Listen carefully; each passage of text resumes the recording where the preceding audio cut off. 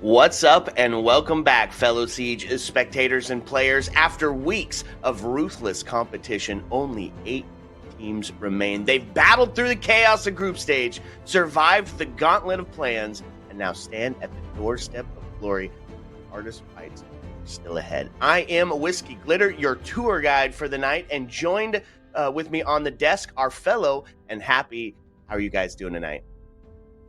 I'm doing just fine, Glitter. Excited to be back. My first time on the Crucible through this season, but I have been scheduling everybody and had to finally step in today. And, well, John, we haven't gotten to cast much really ever. I know we got to do one recently, so it'll be exciting. I think the last time was Xenon, so we're back to our T3 roots. There was a collegiate cast in there. Oh, that's right, where I had like the flu. But that was like I had the plague. Yeah, that was like so different. No, we're back to the T3 roots, like you're talking about. We're so back. I mean, having to cast collegiate, it just makes me want to die. So made a lot of sense that I could barely talk for more than 10 seconds back then. And then Columbus, I didn't die, actually. I always get sick every time Collegiate R6 does a land in Columbus, Ohio. And now I'm feeling ready. I'm feeling rejuvenated despite being on only 1 hour of sleep today.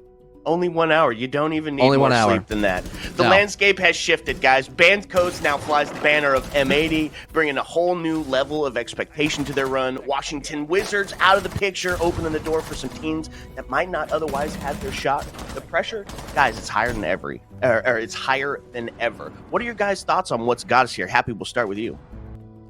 So just generally, when I look at the group stage, it's really exciting to see so many teams that we had already recently counted out, either players who had played in the Element 4 Swiss stage and not seen much success, or newer players who were coming in. You look at the tops of both groups, you've got on Group A, Slime Belief and Bands Coast.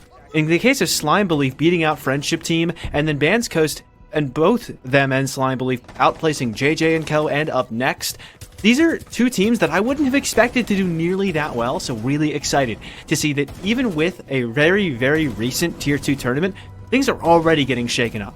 That's right, and fellow, on the other side of the board as well, it was relatively close games. Walk us through what your thoughts are on Group B here.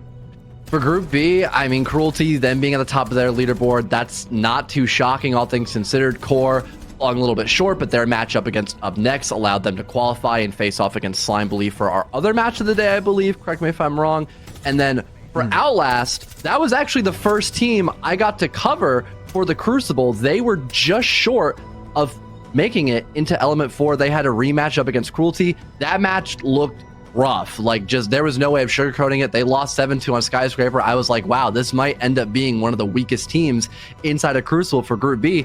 And then over the course of a couple weeks, they completely changed their ideology. They picked up some new players like Aimkey, for example, and it's really helped them a lot improve and now make it into playoffs. And playoffs it is. Okay, well, let's get right into it, fellow, right? Outlast, 3-1 during the groups. The only loss, you said, coming from Team Cruelty, who went undefeated during their groups run. 2 overtime wins against Core and Shreds. So they were kind of tested by teams that didn't really have a showing during groups outside of Cruelty, of course. Walk us through this roster. What do they need to do to advance in the playoffs? I would have to say what's allowed them to make it into playoffs, they need to continue to just pound that down. They need to keep working on the team play, not losing entries early on. Those cuts, extremely important, depending on what maps we go to as well. That could also have a really big impact on the actual, matchup itself between M80X, who is also an extremely aggressive team. Just matching the tempo against their opponents today and making sure that, that core roster is still firing on all cylinders and they're actually able to work off of each other. Just sticking to tangibles, that's going to be their big name of the game here today, Glitter. Oh, I like it. I like it. Well, before the action kicks off, we had a chance to sit down with Aimkey to talk about the road to the playoffs, the team's mindset, and what it takes to actually claim the crown. Let's take a look at what he had to say. Hello, my name's Aimkey. I'm an entry player for the Outlast team. So I was recently brought on to the team, so I didn't get to play the first 3 games. I got to play against Core Gaming and then Shreds. So the core game went really well. We were able to stay calm and collective. We were also able to show our mid-game adaptation. And even though it was an 8-6 game, I was very happy with it. It was a fun, close game, and I'm glad we played it. The Shreds game, we also won 8-6, but it should have been a lot more cleaner on our end.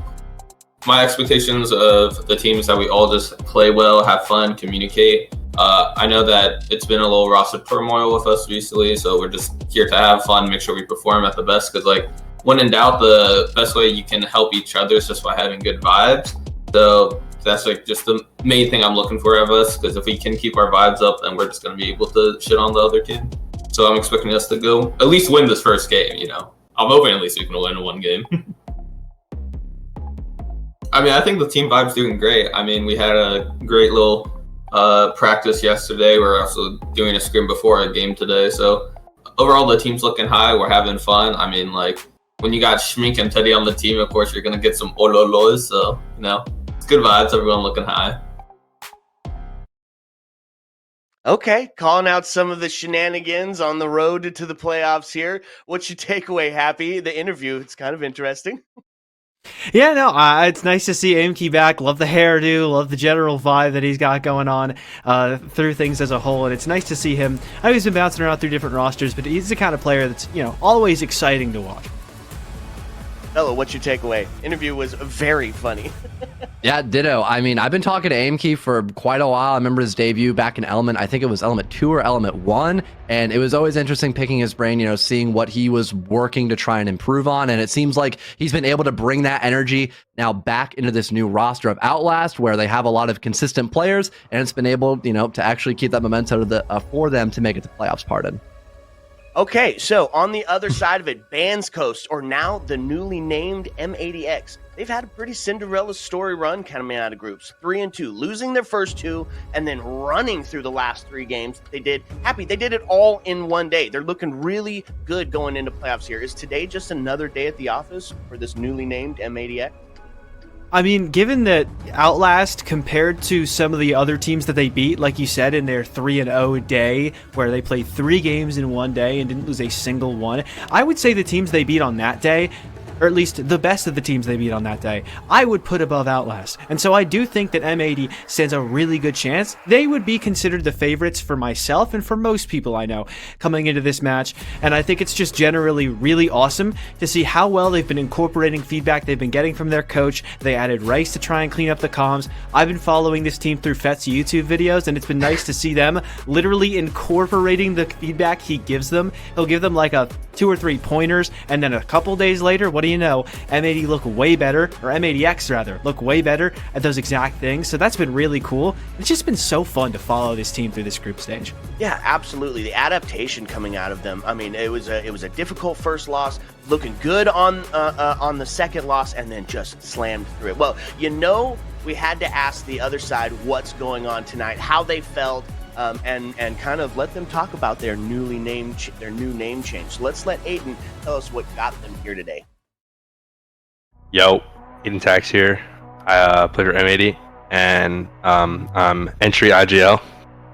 Alright, first game, played Slime Belief. Those guys are frauds. We only lost because we just like new to PC comp, new to Merc coaching us. We bought it out. It's alright. Game 2, that was not us. That was really fucking bad. They fucked us up, but they're not even in the playoffs anymore. And then of course we dropped letters and picked up Rice, and that was a very big shift because Rice knows he has a lot of PC experience and is very directive in his calls, and it cleans up everybody's comms. I don't think letters was the problem, but I think Rice was a really good pickup. Then, you know, shit on Friendship Team, frauds, Ash the Hoodie fraud, JJ and Co, like top 5 frauds. All those guys are horrible. 1 HP, yeah, you don't even have to talk about that one. They had a line of like 11 rounds in the entire tournament, and I think they got like 6. I mean, this is like all of our first playoffs ever. None of us have played a lot of PC. Like I played like XGS a year ago, and of course Element, we fell short. We're used to the pressure. I hope Jinxie watches tonight. It'll get in their head, not ours. We're used to playing in front of big audiences, used to having the eyes on all of us. So I'm expecting to go out there and win, of course. I mean, we should. I'm not losing aim key. I mean, we just switched over. We're already doing great, and we're only going to get better. A lot of frauds. You guys have been everybody in this league has been in T2 longer than I can imagine, longer than I've played the game. I mean, Friendship Team couldn't compete in Pro League. Rival's been in T2 since year 5. Thomas can't keep up anymore. He's old. That killer dropped out of high school. That's all about all I have to say. Fellow, shots fired. He had Yeah, something for right? just about everybody. These are people that he's watched for quite a while, and now he's got the chance to go up against them, and he's absolutely dominating. What'd you think about the interview? It's all smack talk. I gotta love the energy, you know. He's obviously bringing that to game day as well. They had that absolute gauntlet run you talked about earlier, Glitter. I mentioned that what happened to you a little while ago, and I'm hoping his entire team brings that as well. Again, they're a very explosive team. Having Aiden as both your entry and IGL is very interesting, so having everyone try to focus around that early comms to try to look for someone early to shut them down. I'm hoping Outlast does not repeat the same mistakes that they had against Cruelty in their first best of one, where they weren't playing for trades effectively, as if you have someone as, you know, explosive like that as your primary entry and IGL and shit talker, I mean, we could see anything today in this BO3. Dude, I love how he was slightly looking down. I think he had a list. He had a list of people like has a not losing to literal hit AIM-Key, list. Thomas is washed, friendship team didn't compete in Pro League, other team you've been hearing for like 5 years in T2. Like, dude, he was going down and is already trying to make enemies in the T3, T2, PCC now that he's so new. And you know what? If he stands on business like he has been through the group stage so far, I really can't see a reason why you don't want him to do that. Like John said, you want that kind of confidence going in. Yeah. Confidence is key. Swing or be swung, and that's exactly what Vance Coast has been doing, especially in those last 3 games. Tough talk coming from the interviews, a little bit of strategy from interview 1, a little bit of I'm coming and you know I'm here to stay from interview number 2. Happy, let's get into the map bans here. It's the battlefield. It's where it all goes down, and this is a best of 3, right? Not that sprint to the end here. What are we expecting out of these? So all things considered, it really does feel like a couple of early bans that make sense given M80X, right? Still new to PC, so it's going to be tough to as well incorporate Lair on top of that, a map that's still very much being developed, so that makes a lot of sense for them to want to just take it off the board early on, and you get rid of Skyscraper too. I think early on in the season, Vance Coast were struggling on defense. If I remember correctly, they were down there with 1 HP as one of the teams who had the worst defensive win rates. So you don't want to go to a map where it's really tough to win your attacks, and that's Skyscraper. So I like to see those bans coming out early on, and the pick into Chalet, they won 7-3 over then Reality TV, now JJ & Co. on that map earlier in the season. Labs counterpicked into by Outlast, a map we haven't seen Vance Coast / M80X on through all of Swiss so far, or not Swiss, but the group stages so far. So all things considered, that'll be exciting to see what they've cooked up there, and then Border going to be that decider should we need it. An exciting map 3. I'm a big Border fan. I know it has its haters, but I like it. I love Border. It's one of my favorite maps and was my favorite map until Night Haven came along. Arguably, I think one of the greatest maps currently in the pool. I love it, right? So, fellow, how is this going to kind of affect these two teams? Because the first map, right, Chalet, it's a classic. It can be very default. We've seen some of the meta switch taking over that first floor gaming area, but for the most part, very default in the way that you're taking care of that. Is that going to favor the kind of experience of Outlast, or are we still going to see that run and gun TDM meta out of newly branded M80X? I think with a map like Chalet, where you're both allowed to go for very default and standard taste because the map is so old and you've seen it played like year after year after year, I think that actually allows for more aggressive play styles because you have to find a way to adapt in the mid round to still keep an advantage. And Chalet is still fairly attacker sided too, so in the early round, if someone has a bad rotation, you could be holding a cutoff as an attacker, you get a free entry kill, you get map control off of that, and you just have a really good attacking round because someone just isn't paying attention. So I think we could have a really, interesting yin and yang, clash between Outlast and M80X, where clearly one team looks like a lot better in the fragging department and the other one has a lot of comp experience in PC and as that core 3/5 roster. And something interesting I want to point out about this map ban phase is that Vance Coast during the group stage, when that's who they were, now M80X, played 5 different maps, and we're seeing 2 of the 3 maps in this best of 3 they still haven't touched yet. So I think they'll have the element of surprise to go really well on their side when it comes time for Labs and Border, and of course Chalet, a map they've already proven they can win. Okay, so yeah, and I like it. And then of course I think that third map, Border, it's going to be great. Okay, it's time. Lobby set. We are into it. A best of 3, a brawl for it all here in the quarterfinals. Happy, fellow, take us away. Thank you very much, Glitter. It's Chalet time between M80X and Outlast. For those of you who have not heard the news yet, M80X, the recently signed roster of King Stompin' and his merry men. Now, they were formerly Bands Coast. They are under M80X. Same org as Fett. Same org as, Spoit, and all the names you hear on streams all the time. And they're going up against Outlast, a team who technically outpaced them through this group stage, finishing second in their group to M80X is third. But still, fellow, it seems like largely many people will consider M80X the favorites in this matchup. I'd have to say they would also be a more interesting team to watch at points. Again, Outlast being a team that has been around for well over a year in the T3 and T2 scene. They tend to stick to more default style of play. Yes, they've picked up new players like Aimkey, who have allowed for a lot better fluidity throughout their rounds, especially on the attack. But again, I think this is going to be a really polarizing game between M80X and Outlast, and then transitioning into a much larger map for map 2 like Nighthaven Labs, where there's a lot of similarities to that map, such as Bank, which is an honest favorite of M80X, which is probably why Outlast ended up banning it in this best of 3 series. Given the fact that we haven't really seen M80X play on that map, I think, if we have Outlast, for example, win Chalet, M80X take map number 2, that'll make Border an extremely exciting map to watch for that full distance marathon that Glitter was really emphasizing before we got into the matchup. But we'll take a look at the operator bands. Outlast starting on the defense, M80X with the attack. They will get their first pick, pardon. Wondering what this will be. It'll be Blackbeard. I should have figured it's going to be a shield. Yeah. Why do I honestly act surprised? I was like, man, why? I wonder what I'll see today, guys. Completely clueless that we're in the shield meta. We might as well just have small talk during the ban phase. It's just, yeah, right? which shields is it going to be? Maybe like a Ying or a Dokkaebi or something. Oh, it's Monty. There we go. So no BB, no Monty. We will see the Blitz and the Fuse shield, which, oh boy. So that could still technically be brought. But I'd imagine if they want to run the shields, it'll be that Fuse they run to. A zombie taken out on this map, very strong. So it makes sense. So many different Kiba spots you could use on that second floor. There are a bunch of different places you could put them. On the basement, probably her most iconic site, at least. Or actually, no, maybe the mezzanine play. There are so many positions that she's good at to make sure they want to take her off the board. And the Valkyrie, the last one to go as well. So all things considered, very stock standard ban phase. Like you said, don't know what I expected, but it was pretty close to what I got.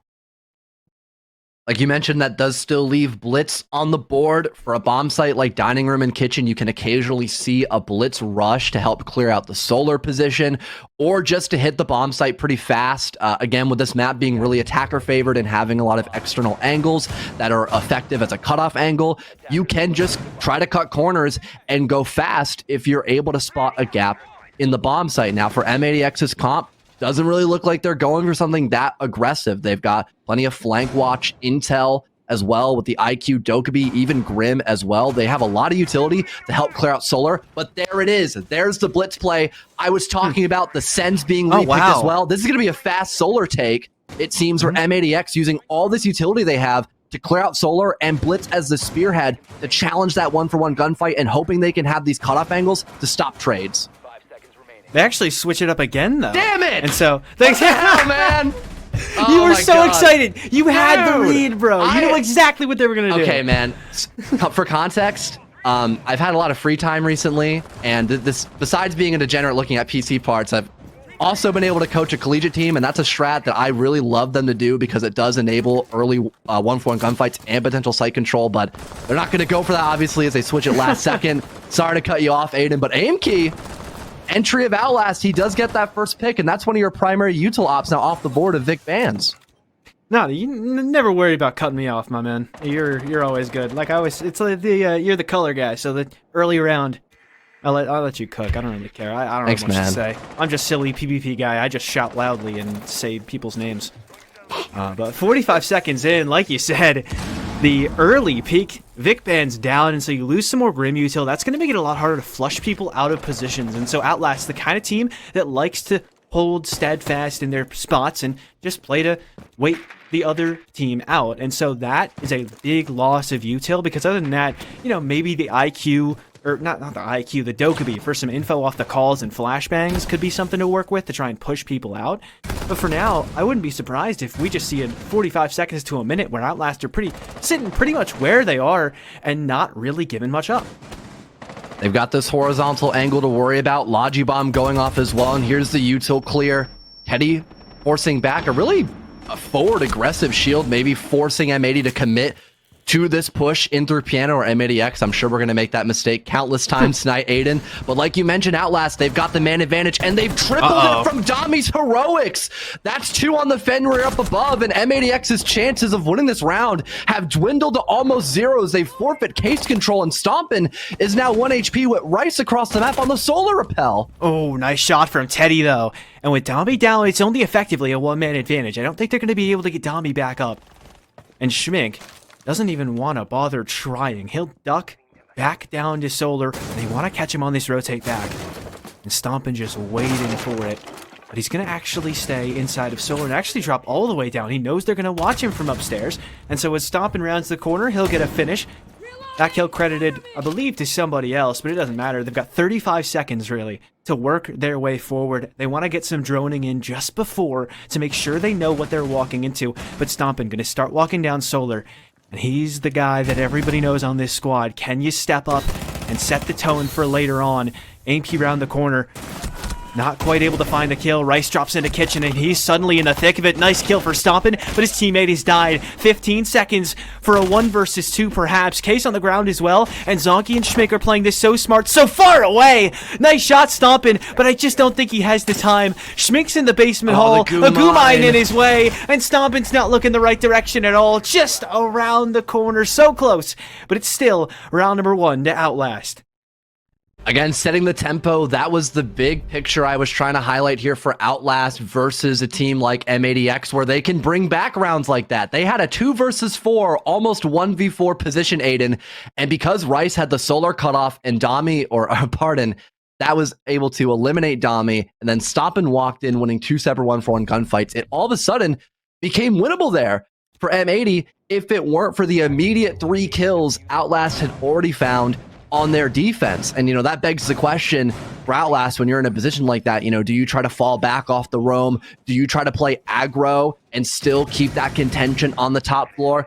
The fact they didn't fall off, it might have punished them momentarily, but again, given the fact that Rice had that cutoff, I don't think that was really the wrong play. They're just trying to close out the round after having such a dominant early position against M80X. Thankfully, having time on their side as well by burning some extra seconds on that roam, they were able to still deny the 1vx clutch for Stompin, almost finding 4 kills in that first round.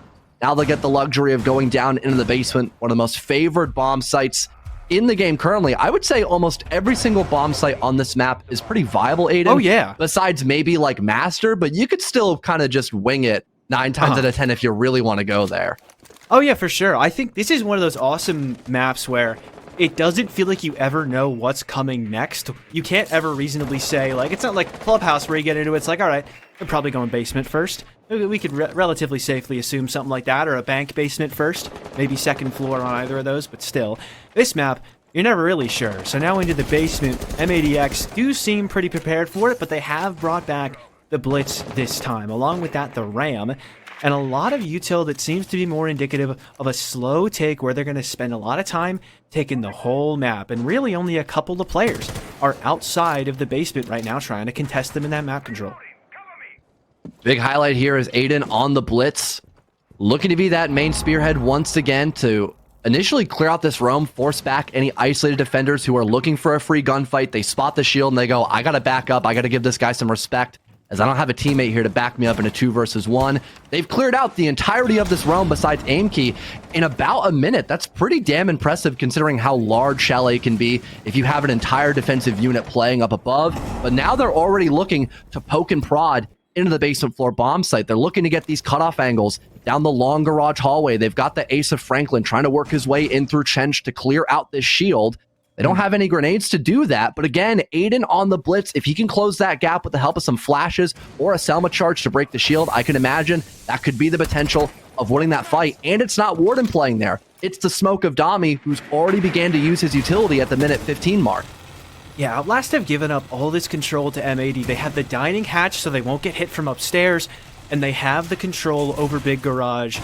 They just need to force that one player out of Boiler and the flashbang up close, but it's not enough! Going down is Aiden. Good kills back though from Franklin. He'll find 2. Traded out though by Zonky into a 3 versus 3 with the player still in the site, but no longer as Schmink shut down, or rather he was in blue. Zonky was in the site too, but he's down to the quad from Franklin. It has to be aim key out from blue, and he's basically stuck here. Rice around the corner will close it out. M80X with a fast response in round 2. Like you mentioned, Aiden, perfectly, M80X having all the opportunity to set up in that round because Outlast just had a very lackluster roam, only having aim key up above. The blitz of Aiden immediately pushed him back. And again, M80X taking 0 time, assessing the immediate threat. Who is exposed to a 1v1 gunfight with the help of this blitz? It's the smoke. Sure, they have a guy pillar, but the blitz able to close that gap, allowed Franklin to push up, immediately trade his teammate. So again, they were prepared for this gunfight against Dami, and then he doubles down and smokes the guy behind pillar. So now that allows his teammates to push in off of his aggression, get that plant down, and have a man advantage with site control because no one can retake due to that cutoff they also established early in the round due to the lack of the roam wasting time. It's such a great round to see in response from M80X. Outlast didn't really feel like they were contesting a ton of the relevant map control there. They were maybe trying to make M80 feel safe and then close in on them, but that really can only be so effective when Franklin is shooting like he was in that last round. And they're bringing the blitz back. Not Aiden tax on it this time, but it is Rice picking that up. And so clearly not just picking him up for his comms and for how much he helps with his experience, but also because he is a little bit nasty on the blitz. We'll get a chance to see whether or not he is through this round so far. Maybe Aiden a little cold to start the day, wanted a gun to start off, and Aimkey wants to start off round number 3 the same way they did in round 1 with his spawn peak. He hasn't found anybody quite yet. Needs to be low-key here, otherwise he will overextend and give himself up. Aiden's shown presence, and so just around the corner. The Doc waiting for his opportunity, tags up. Can't quite get the finish, though. And the Finka on board. They're running in! They're just coming up for Black Stairs! Rice right behind you gets the kill, but 2 in response from not Wildcard, excuse me, the tag messes me up. It's Outlast, who are getting 3 now with Teddy getting back on the board. And Vic Bands and Aiden just left to see what's happened and try to pick up the pieces because they really don't stand much of a chance. Well, in about a minute, Aiden, we have half the lobby dead, stuck on cams. Vic Vans and Aiden, extremely isolated. They know someone just hopped in through mud. That's where the Twitch drone's being sent from. And it seems like Teddy wants to get aggro here. Again, the drone might have spotted him or at least heard him. That's now confirmed. You've got Dami right beside him as well. But instead of going for that aggro gunfight and maybe losing your life here, you're just going to wait for M80X to make the first move at this disadvantage. They don't have case control either for the offense. That's been forfeit now in the bomb site because the blitz just kind of sent it in and his entire team wasn't ready for him. So they now have to go guns blazing, but Teddy just wasn't prepared for that. Thank God for the trade game by Dami up in blue stairs. That now leaves Aiden in a 1 versus 3, minute 20 left to go. Still this blue shield that could provide loads of info, make this gunfight really challenging, and there's still Mez control. Almost a close call there as Aiden downs the shield player, but the Warden will still tussle from Mez. Outlast take back their lead. Now, obviously, that early round was such a big focus, right? Because it's just so crazy, and all of a sudden, the guy we're watching spawn peek gets shot in the back by a blitz.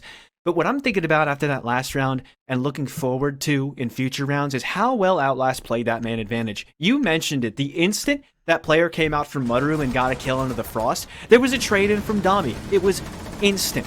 At the very end there, we saw it. Kill found under the player on top blue. Look at who's swinging to try to play out the contact. It's Zonky. That is the crux of Pro League level play. And Outlast, they weren't in E2 and they've been playing well, but that's the crux of good quality Siege. It's something that M80 have been doing really well as they've been getting better. Or M80X, you called it. We're going to be messing that up a lot today. But it's something that Outlast just did incredibly well, and it's something they're known very well for, is just being a well-structured team and having good foundations, just knowing what each other want to do.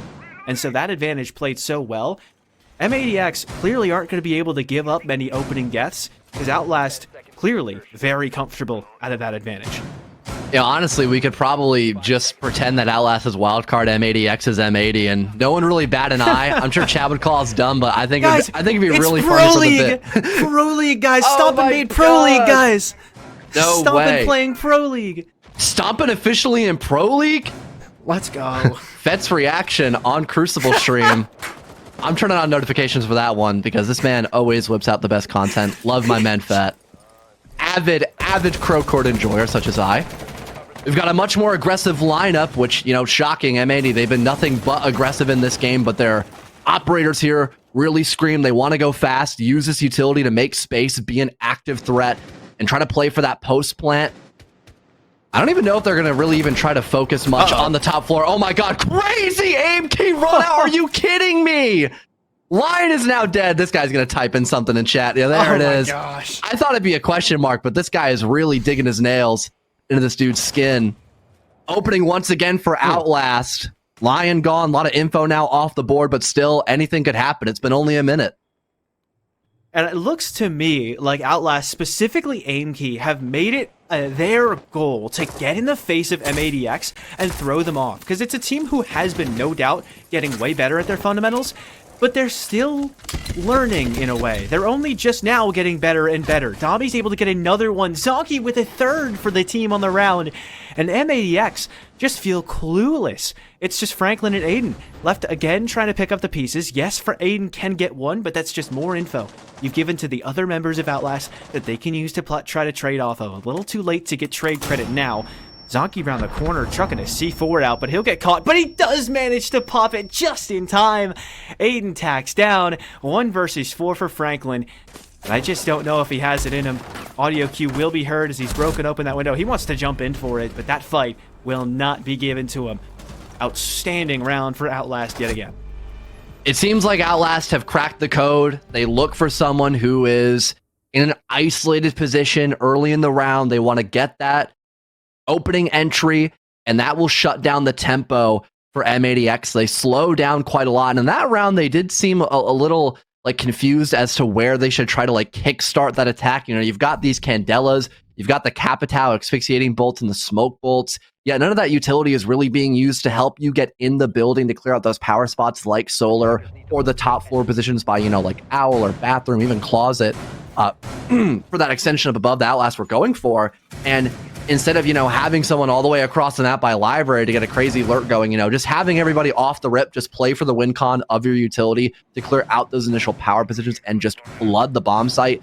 That probably would have worked a lot more effectively for M80X. However, they just weren't really able to set up for that kind of play style because they lost the opening entry and were already forced on the back foot by Outlast's aggression. And that's just going to be the key for the rest of these rounds, right? Can M80X respond to the Outlast aggression? Because it's not just typical spawn peaks. They're finding unique ways to do it with that run out in the prior round. That's going to be something that messes with M80X. Because like I was talking about a little bit before the action blew up at the end of the round, M80X are still kind of getting used to the structure, I would imagine. They're still getting used to everything. They've only realistically been in PC for a couple of months. And so that's going to come with the downside of if you're setting up a play, you may not be super adaptable. You may not be able to adjust really quickly to losing a man where you weren't expecting to, or to a quick spawn peek attempt. Another attempt there from Teddy, as it really is just the story of the afternoon, or evening so far. Maybe afternoon if you're Pacific, but I'm not, and the world revolves around me. So Real. It's real. 40 seconds in, nothing happens outside that early spawn peek attempt, and it looks like M80X will be able to set up their play this round. Again, there is somewhat of a roam presence here, but nothing to initiate an early entry. You've got this walk up here that can maybe deal some damage, but the Ram Boogie drone going off, providing a lot of vertical reconnaissance. There's Aimkey, though, sneaking up through Piano. Rice not prepared for that gunfight. I'm not too sure how many air jabs he got off in this round either, so this could be a really big flank potential here for Schmink and Aimkey as they're not giving up this top floor. And it just looks like Outlast have such a good idea of what they're walking into with M80X. Clearly they expected the chalet, or at the very least, the general rules of the day they had for themselves are working wonderfully to the point where it looks like they know what's coming next at every point for M80X. The drones are going to start to come back out. Nice shot from Stompin', and that's what they needed to try to respond. get that man count back to even, and you've effectively isolated AimKey all the way up on that second floor. They'll start to open the main wall, but Teddy with a response right after. Stompin', though, again, good to trade things back. He is consistently keeping his team in the round here, John, with 1:10 to go. Still have this blue control, 3 Toxic Babes, couple Goyo Vulcan packs, I imagine, for this late round. Someone even hiding behind the shelf, too. Franklin not having a lot of safe places to plant. If this blue player dies, he could easily be shut down before he gets to plant down, but it won't even matter! They hop in one by one and lose every single gunfight as Outlast were prepared for this breach execute, as there was no other map control here by M80X and Stompin', the last one alive. They know he's down in blue. There's some info because of the B canisters, but that's all that Stompin' has going for him. He's got one flash he can maybe pop out here for the blue player. Destroys the Toxic Babe. Waits for the swing. Now everyone in this round is 1 HP. If he lands a single bullet, this could be winnable. But again, Outlast, they're playing so passive. Not giving him any opportunities here besides AimKey just swinging brazenly as he imagines Dami will immediately trade, but he backs off instead. 14 seconds left to go, spotting the Cade. The Goyo avoids him. That's a triple kill now for Stompin', but the Goyo already falling back. If not, it's Dami up West Main Stairs. My mistake. He downs AimKey, but he's out of time yet again. History repeats itself. We experienced deja vu back in round number 1. 1vx for Stompin'. That ends from the timer as Outlast continue their lead. Outstanding plays from AimKey that round, just never letting them know what's next, and he has been the impact performer so far for Outlast. That last round, AimKey up in piano, Rice had no clue, or at least if he did have a clue, he wasn't nearly ready enough. As he came around the corner, AimKey gets that kill, and then he was running everywhere. Right, he was all around the world. He was in Fireplace. He stayed up in like Master and Office. He ran all the way back down to the basement and then kept running back and forth, kind of baiting Stompin's attention because he knew that his teammates had a good crossfire setup. And as long as he didn't die, which he didn't because he played it really well, he would waste so much time that the Kaid could just run away. Totally different floor. It doesn't matter because there's no case, there's no chance at a round for M80X. And these mid-round adaptations, when they're losing that first pick, are not quite where they need to be for M80X. I can't blame them, right? It's a sign of a team that's a little more inexperienced. And that's because they're still newer. But it's just something that Outlast are exploiting so well to the point where M80X not really looking themselves so far. Another interesting point as well, it seems like the info game for M80X just hasn't really been there. They're clearing out parts of the map, really fast.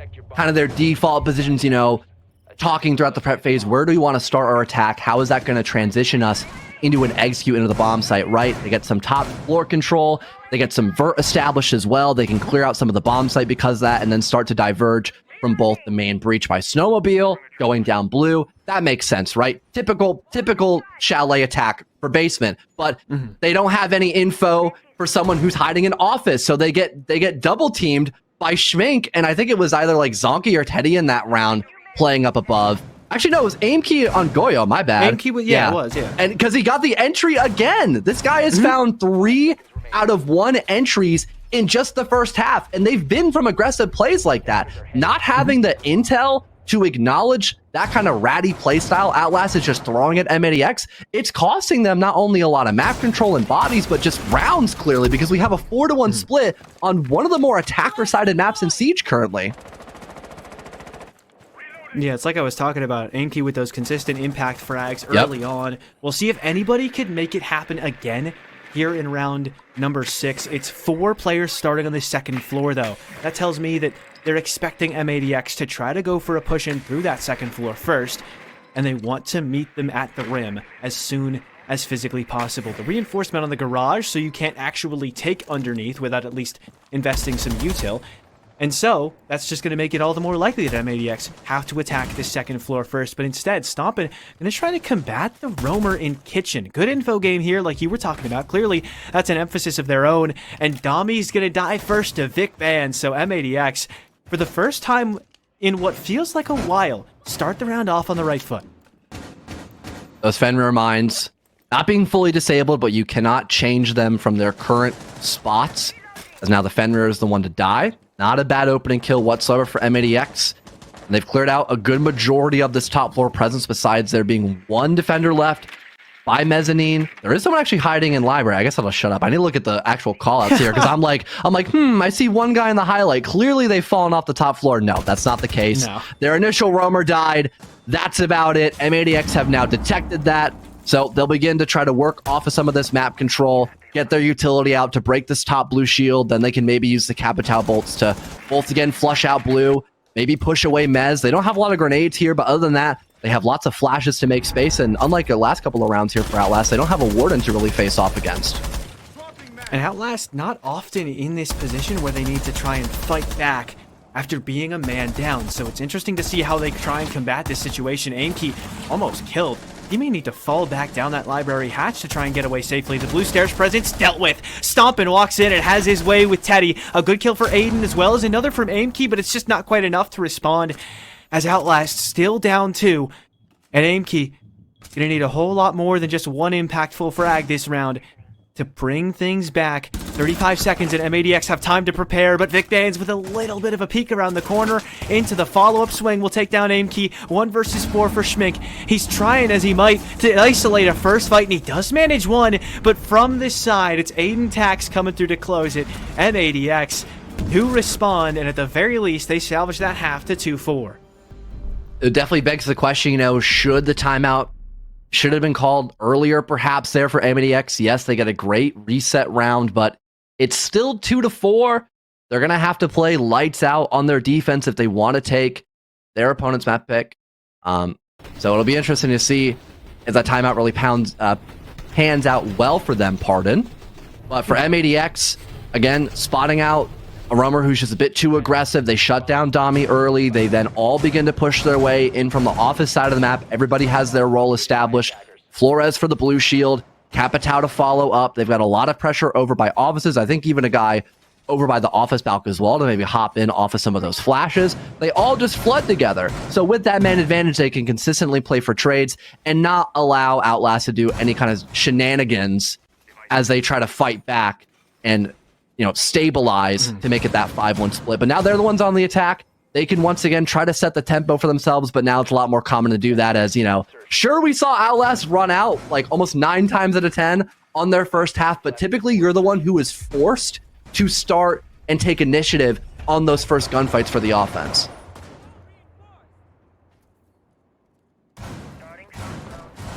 Outlast did do a lot of bucking of that trend like you had said. But M80X seems like they just kind of want to fall back on their habits, their more traditional play that they've started to pick up as they've learned more and more, maybe less risky play, and that's might be why they weren't expecting it out of Outlast. And so far, to start off round 7, just some library presence to start. They'll try to take this early library control, not contested really at all by M80X, and that control can then be leveraged into some control over the second floor, at the very least opening that office breach, so you're then able to start to maybe open the dining wall and then move forward from there. That's why they got the thermite, to open both of those reinforced walls as effectively as possible. But with the bandit in the way, it'd definitely be tough.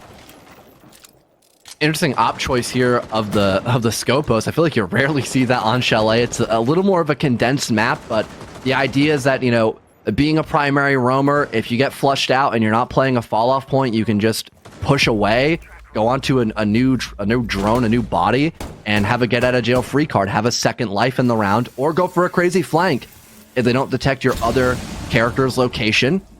Main breach going off. No cutoff angle as well by Master Window, so M80X can actually play a little more aggressive here on this extension for the top floor. Yes, there is a highway player, but Vic Bands looking to challenge that, and the Togepi of Shemink just drops off the balcony by mistake. He'll probably recontest that as he gets back up on the rappel, but they still have utility like these grenades and another Logibomb to maybe force out these defenders and look for a gunfight. And we were talking in the pre-show about how Outlast could be a little bit more of a slow team. This is kind of what we mean, as it took that long for the first pick to happen. Wasn't the case on when M80X were attacking, and now that they've got 1, they've got 3. It was the C4 to open, and it might be M80X to close. At the very least, it looks like it will be. Teddy and Zonky not really that close to their teammates, hence the reason they didn't die yet, as everybody who was nearby any M80X defenders just got powered. And a 2 versus 5 for Schmink. Nope, Schmink's dead. It's Zonky and Teddy to work their way out of. As Teddy starts to walk up, they have started to play off each other here. The last two are members of Outlast, but all 5 members of M80X playing off each other to perfection. It's Stompin' and Rice to close that round. And M80X clearly more comfortable on this defense. Absolutely, and punishing Outlast for not having, the full step-by-step process of most attacking clears for a bomb site like Dining Room and Kitchen. Again, cutoff angles is a really big emphasis on a map like Chalet, where you can get a lot of pressure by just having somebody play somewhere and not even entering the map, just waiting for somebody to walk into your crossfire, or your line of sight, I should say, my mistake. The Master Castle Barricade was never destroyed. There was no one on Solar Rappel. The only cutoff angle they really had was Highway, and still, half the castle barricades looking in from Highway were still, deployed too. So Dokkaebi just had bathroom window to look at, and as they fell off, I think that gave time for Vic Vans to kind of, reposition and go for a more aggressive gunfight, while the rest of Outlast just kind of funneled in from piano and hope for the best, while everybody on M80X were still playing on the top floor to solidify trades if need be, but no one died. It wasn't even required. They all just played so well in their positions, and Outlast didn't really have a lot to comfortably force back M80 to take more advantageous gunfights. And even if they did, again, with the lack of cutoff angles, if the defense were to fall back, they wouldn't get punished for it at all. In that case, Outlast just kind of stalled out, felt like, for a little while. Yeah, right? you mentioned that during the round. It's yeah. What are these guys doing? It's this is what we're talking about when we say this team is a little bit on the slower side. They're methodical. They want to go through the whole process. It definitely didn't look like that on the defense. But that first attacking round gives you a little bit of a hint. Stompin', though, by the front door. But he's already been forced back into the corner. Wants to go for a bit of a run out, but instead just crosses, shows presence, and now wants to try and walk back up the fireplace steps. They've got him on the boss G. He's already been enabled to 9-3. Everybody else on his team is literally tied at 4 kills exactly. It's Stompin' at 9. I know they call him the king, but he's looking like LeBron in the 2016 finals, I'll tell you what. Holy glaze, was that 2017? I don't remember. Oh my god. LeBron, no help out here, man. Aiden, we gotta get you some LeBrenacy, man. I'm telling you. I'm telling you, dude, I gotta wind down a little bit. Yeah. For legal reasons, I'm 20 years old. I do not condone underage drinking. That... Even with the joke you made, you still got it wrong. But, I love A for effort, man. A for effort. There was effort there in that entry, too. Warden's dead, but what the hell? An immediate rushdown from the bottom floor. This might be a crazy tech here for Outlast. They've got pillar control, Aiden. There's a C4, though, and it doesn't miss. Rice lands it perfectly on Teddy's feet. It's a 3 versus 3 now, and they've actually fallen off a pillar. They just let M80 retake off of 1 nitro cell, and this might actually be winnable for the defense. A 1-for-1 is definitely not where I expected that to end up, as it looked like they were going for a bit of a reset, but Outlast saw the opportunity at another kill, and they pounce on it. Nami and Zonky now just waiting for another chance to be given up. But Stompin' and Rice just waiting for their own opportunities. They know they don't have to do anything here. You're the defenders after all. You can just wait on the attack to make a play. Opening up the long angle, though, is going to be pivotal. And Rice gets up onto the barrel position. He is effectively a dead man if they know he's here, because the pre-fire is so free. They may just have to play his contact, and they know. Zonky sees the gun. They know exactly where the Kaid is. That threat effectively neutralized. You just need to find Stompin' and deal with him. And Rice cannot move. He tries to quick peek, but that just lets him know that they know where he is. They're going to stop watching the angle because they think he's scared. And Zonky has to get on the right angle, but nice shot, Stompin'. It's got to be Dami in the 1 versus 2, but he doesn't know what corner to expect. He gets the first one, and all of a sudden, it's back on its head. Outlast looks so clean, and what a clutch for Dami. An incredible gap spotted by Outlast, rushing into the bomb site, and for a moment, M80X, they were able to bounce back. Somehow they cauterized the wound and took back control of Pillar. One of the most important spots of the map when going for a wine take.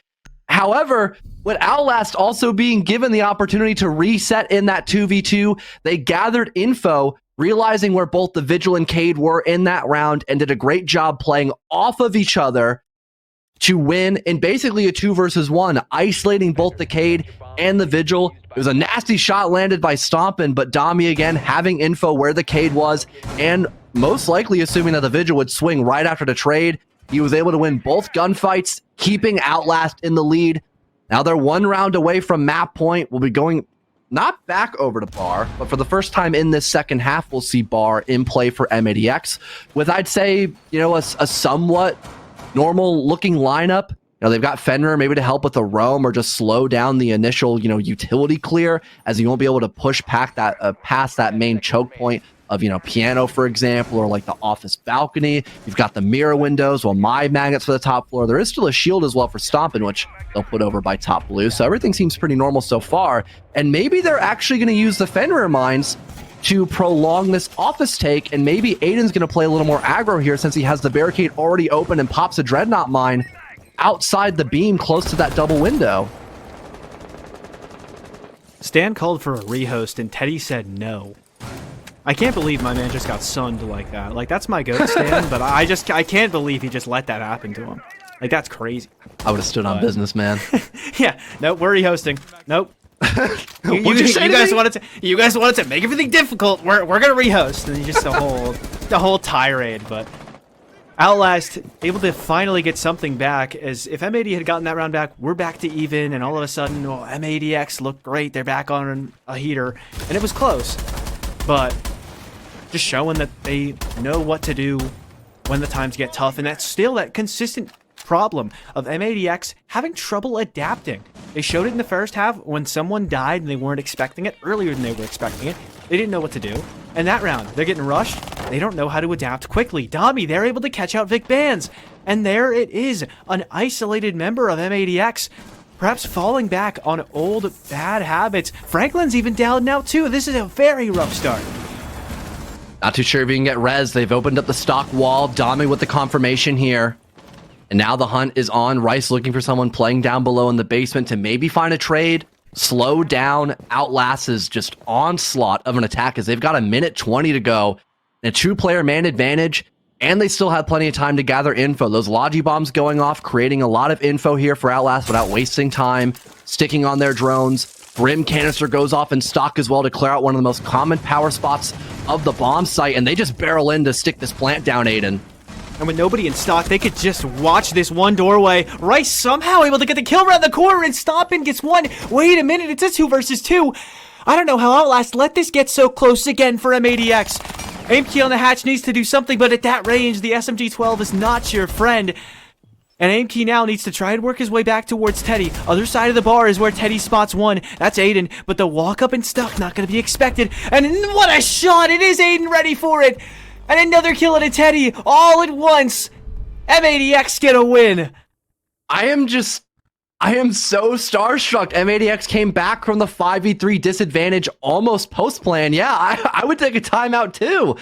That was a crazy round to chalk there. They had site control. They had stock cleared out. I think M80X still having some of that top floor presence allowed them to isolate people like the Grim. It gave them a lot of opportunities to not only have info, but also take some more gunfights with confidence. And all of a sudden, it trickled down into a 2 versus 2 with the case being forfeit because Capitao died before getting traded in that round. If not, it was the Capitao trading him in that position from the double window. So it gave M80X a little bit of time to recover there in that round. Outlast, I wouldn't say jumping the gun because they realized that the bomb site was completely vacant, allowing them to plant, but just not playing close enough off of each other allowed for a lot of different 1vx gunfights there for M80X to bring us to a closer position. And it was weird because at the start of that round, it felt like M80X had made that exact mistake, right? Franklin caught off on his own. Even before that, Vic Bands on the blue stairs, he had people pressuring him from like 3 different spots, and there was no chance at a trade. Made me think we were on a totally different bomb site for a second. Because surely someone's going to be in bar to trade the guy who comes out mudroom, or in games, or on the top of blue stairs even. But none of that was really there. And so for M80X, it's good to see them make that comeback. And it was something that people often criticized them for early on when Stompa joined this team, is that it felt like it was too many solo plays happening. They weren't playing off each other. And they've been much, much better as the team has grown at making sure that isn't happening. But there, little bit of an issue at the start, but great comeback to make it happen. Letting Outlast know that, unlike what I was thinking and what Outlast might have been thinking, they are not bad at coming back and making comebacks out of weird positions. They can make calls on the fly, and it is absolutely the right thing to do. To get us back within 1, that's going to be nice. Because if you had lost another one 6-3 on your own map selection, that one's just kind of a gut punch. Much closer affair after that recovered round by M80X. Like you mentioned, a 3-round deficit with map point being face down can be really challenging sometimes. Long time out here, and most likely technical issues trying to be resolved between Outlast and M80X in their first map of this series. Again, we've got Nighthaven to look forward to as well, Aiden. And if the matchup now on Chalet is going to be this close, I'm really excited for Nighthaven Labs, as yes, it is a much larger map. You can really see that roam play thrive if something gets either misdroned or attacking teams just kind of struggle with stalling, which we have seen a couple of times on Chalet. But also, if you want to go for those aggressive rush plays, it also can be really exciting to see, punishing those roam extensions when they're just not able to come back into sight to stop that. So I think a lot of the concepts that we've already talked about in map number 1 are easily going to translate into Nighthaven Labs, but just because the map is so different, it'll make it more exciting. Yeah, and it'll be exciting too because we get to see M80X on a map we haven't seen them on. Exactly. Outlast, another team we haven't technically seen Outlast on this map through, but they only played 4v01s instead of 5, so they didn't quite need to show as much of their map pool through Swiss or through. So Force of Habit, I keep saying Swiss, but it was a group stage. But they need to show quite as much of their map pool as M80X, but even still, very good for their first time through Chalet through this season so far. We're going to get to see how they finish out Chalet, but first we do need a little bit of an extended break. So, never mind. We actually don't need it. I've just been trolled by Zaysho. We lied. His favorite pastime. His favorite pastime, trolling his casters. And you know what? John, he said he wasn't going to do that today, but it's 1 okay. hour of sleep. 1 hour of sleep, man, and you're still getting trolled. I'm sorry, okay? I'm sorry. Life is cruel. It really is. Remember that. Our job is so hard. What's stopping? What's stopping? He brightens my day. He is even more cruel to Outlast fans. Oh, so it's W Glazed when I say he's doing the best. Yeah, exactly. But that's not. Exactly. Okay. What can I say? I'm a bit of a hypocrite. What can I say? Instead of, we will not see a bar reattempt, as obviously M80X won in that recovered round. We'll go back into Dining Room, where Outlast, again, they really struggled with just, the standard positions of doing a library overtake into Office and then further through Piano and Master. They didn't have a lot of cutoff angles in that round. Not a lot of pressure on the opposite side of the map by Solar and Master, for example, giving M80X a lot of room to breathe on their roam, allowing them to play for really consistent trades and stopping Outlast from just kind of barreling their way in from Piano, which is, usually something you do as like an act of desperation when you've already lost like 2 bodies going for this library over clear, not when you're in a 5 versus 5. So I'm really hoping for Outlast's sake, they do a better job of not only playing off of each other, getting these cutoffs, which, look at that! Look at Schmink! He already has the master window opened up. This is extreme improvement by Outlast. I hope not only they have better cutoff angles, but again, they just play more consistently as a team when clearing out this realm. And he's establishing some phantom pressure, which is just opening up an angle and then not really playing there. New term for maybe some of our newer viewers in the chat. That's what that's called. I think it's phantom pressure, phantom presence. There's a bunch of different words, but something phantom is in there. And he's just going to open up that window and then move over because he wants to help his team take the important map control that they're going to have to force M80X away from. But he wants to have his cake and eat it too. So he has the master window open. So they are worried, and you could see Rice. He's specifically playing in a place where he isn't visible to that master window, but he's actually getting very aggressive here. As the drones go through, Outlast might be able to spot him out. But Rice, so far forward, just hoping on a kill opportunity to be given. His piano window blown up, but he still stands. He even moves forward. He does not want to get flushed out, and he is forcing Outlast to fight tooth and nail to move him out of piano and to move his teammates out of Office, and so far, nothing. Because Outlast can't do anything. They have no operators in this lineup. They're able to push people out of these positions. They don't even have flashbangs. There's one more grenade for Aimkey. If that doesn't land, M80X can just sit right here and wait for Outlast to walk at them, John. Oh, aggressive run out. Not going to net anything, though. These Dreadnought mines being extremely beneficial to Stompin's position. Good for one. Oh my Goes God. on the open swing. That's the second one that'll connect. But Aimkey's there on the trade. But Vic Bands Walking up above, gets at least one before he's shut down. M80 from down below, or M80X down below, as Aiden finds a Nitro Cell kill, leaves only Teddy outside.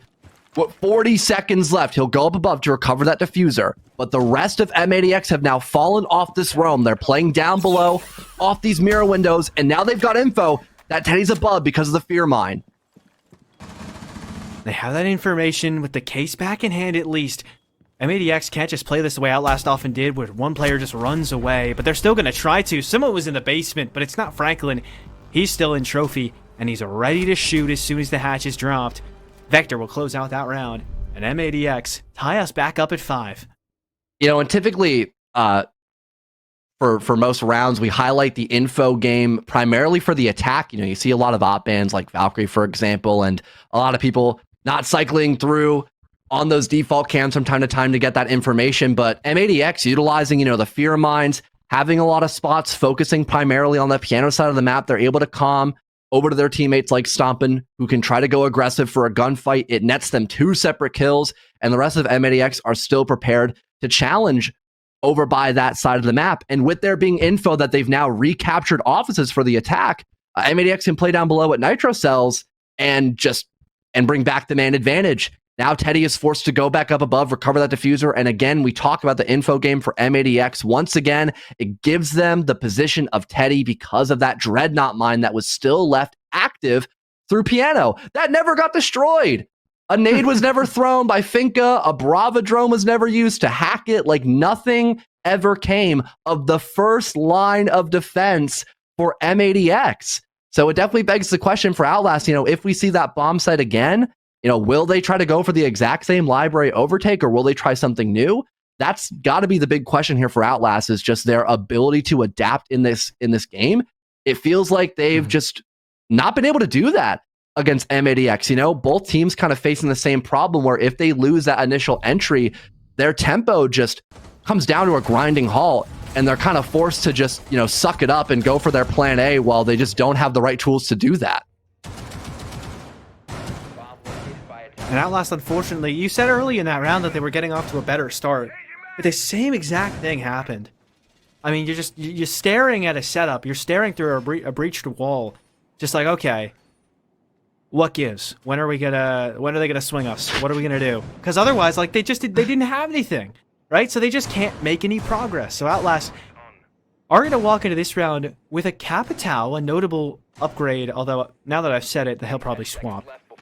Because that's how it goes. Happened to you earlier, happens to everybody. But yep, love that. Hold on. We're gonna wait. He didn't. He didn't. Yeah, I'm waiting. I was just gonna say I'm petty. I'm standing. I'm waiting to see if that's right or not. But no, he actually stuck it. So they seem to be aware of the issue they had last time with not being able to flush M80X out of their positions. So they bring the Capital this time to try to do just that. If you see someone sitting in a corner, like by the half wall or in Piano or anywhere like that, you can throw a cat bolt at it, and they need to move. You can fall back into cutoffs, or it'll just give you some map control. Maybe not even any kills. So love to see that change at Outlast. Otherwise, pretty solid comp. And M80X, yet again, in spite of getting hit on that basement immediately last time through this basement defense, they're on another big roam. Love the use of the Jackal here, anticipating a heavy roam, and they want to confirm if these defenders have fallen off the roam, or if they're still susceptible to a 1v1 gunfight. The Logi Bomb as well, to really double down on this info game with keeping your players active in the round, keeping their guns up rather than being stuck on a drone, where you're leaving your other teammates more susceptible to losing a 1v1 entry, even if you have info. With that being said, and it burned away, I think everyone's fallen off the roam. I've looked at the compass callouts. Everyone has the basement letter B under their name, so it's guaranteed at this point, guys. I'm not going to mess it up again. Inox scan about to deteriorate. The last pin goes out onto Stompin. Of course, you can obviously try to retake in the late round to go for an aggressive gunfight, but for right now, M80X, they're sticking to their guns down below and hoping that Outlast just once again kind of stall themselves out while setting up for the execute, because, you know, despite this early fall off, they're only now trying to poke and prod towards the bomb site at about the minute 20, minute 15 mark. Oh my gosh, jump scare! What? The instant he scanned him, Stompin shows himself and gets sat down for it. Aimkey with a massive kill, and I was about to highlight, look at this defensive util they still have. A Kaid, a Tubarão, and a Goyo. This half the round gone and Outlast have full map control, what M80 were planning on. Maybe you wanted to waste a little more time, but up to that point in the round, it was good. Stomp and dying with no impact, though, that's not so good. There's your top frag gone. But M80X, the rest of their team has been getting impact kills. Maybe they don't have the same number as Stompin', but they've certainly been helping. And a massive swing for Aiden! What? With it, Rice with a second, and then he tucks tail back into blue. Good response from Schmick, though, and we're into a 2 versus 2. But these last two attackers for Outlast so far away from each other, and Schmick DCs. Oh, that's less than ideal. And now Madami's got to make it work on his own. Still Zoto canisters to contend with, so the boiler wall will. He's just going to walk in, and last time we saw him in this position on this site, it worked out so well. Same operator, same everything. Rice has to make it happen. C4. Try to punish him this time. Good enough. M80X keep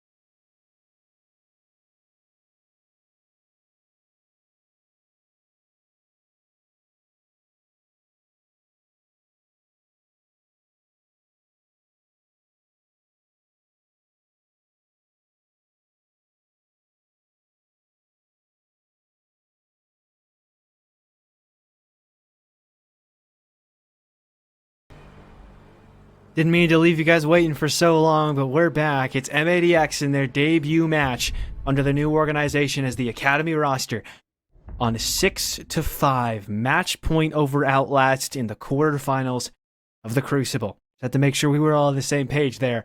And John, Outlast looked really strong to start this series off, but M80X have come back with a vengeance, looking to take their map pick and lock out that 1-0 lead.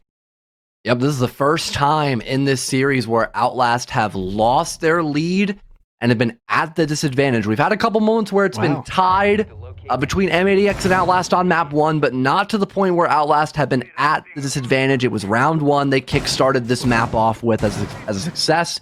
M80X tied it back in round number 2, and then it was 3 rounds in a row for Outlast on their defense. Now we transition into the second half where M80X have now returned their favor with 3 rounds in a row of their own. We've had a long rehost now to get Schmink back into the lobby. That could be maybe the kickstart to overtime here between Outlast and M80X, which, surprise, it's infinite overtime now secured in the playoffs. Yeah. So if Outlast win this round, we could be prolonging map 2 for quite a while. It may be however many rounds we could go. Hypothetically, the map could just never end, but that would raise That is why they call it infinite. Yeah, that would raise so many problems. Eventually, it's gonna. I think I would leave the call. I'm gonna be real. I'd probably quit. I'm not gonna lie. All right, guys. I guess we have no passion. I guess we have no passion. Yeah, true. All right, guys. We're gonna give Jinxie and Fett casting perms, and we're gonna let them cast the game. You guys have fun. I'm gonna go to bed. Yeah, all right. That would be the call sign. That would be it. Yeah, for sure. Well, 30 seconds in around number 12. M80X already getting aggressive early on as M80X looking to meet Outlast as soon as they try to not even get into the building. As soon as they try to get onto a balcony to use to get into the building. They've even got an F-Not mine there so that if anybody walks up on his office door, he will know and he'll be able to play off of the contact of that mine. Such a dangerous spot to have to walk into, and that's going to force Outlast to wait a little bit longer before they take any map control. But John, what has been the consistent problem with this Outlast team is that they're stalling out. When they're looking bad on attack is because they're not making a lot of progress awfully early. C4 going to do big damage to Schmink, but Aimkey able to find the opening kill and they stomp it.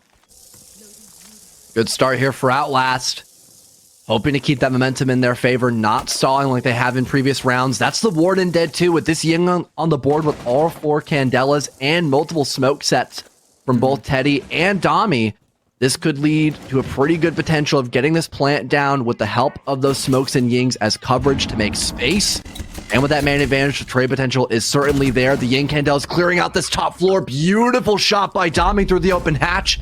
Now they've got a 5v3. They might be worried that someone's still playing above, but regardless of that, they're looking to hunt him down. They've got info. They've got the yellow pings, but Aiden, nasty shot. He's still fighting for his life in office.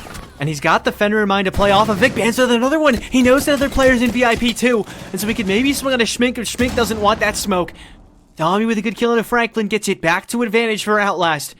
And now Aiden's got to find some way to work his way back into this round.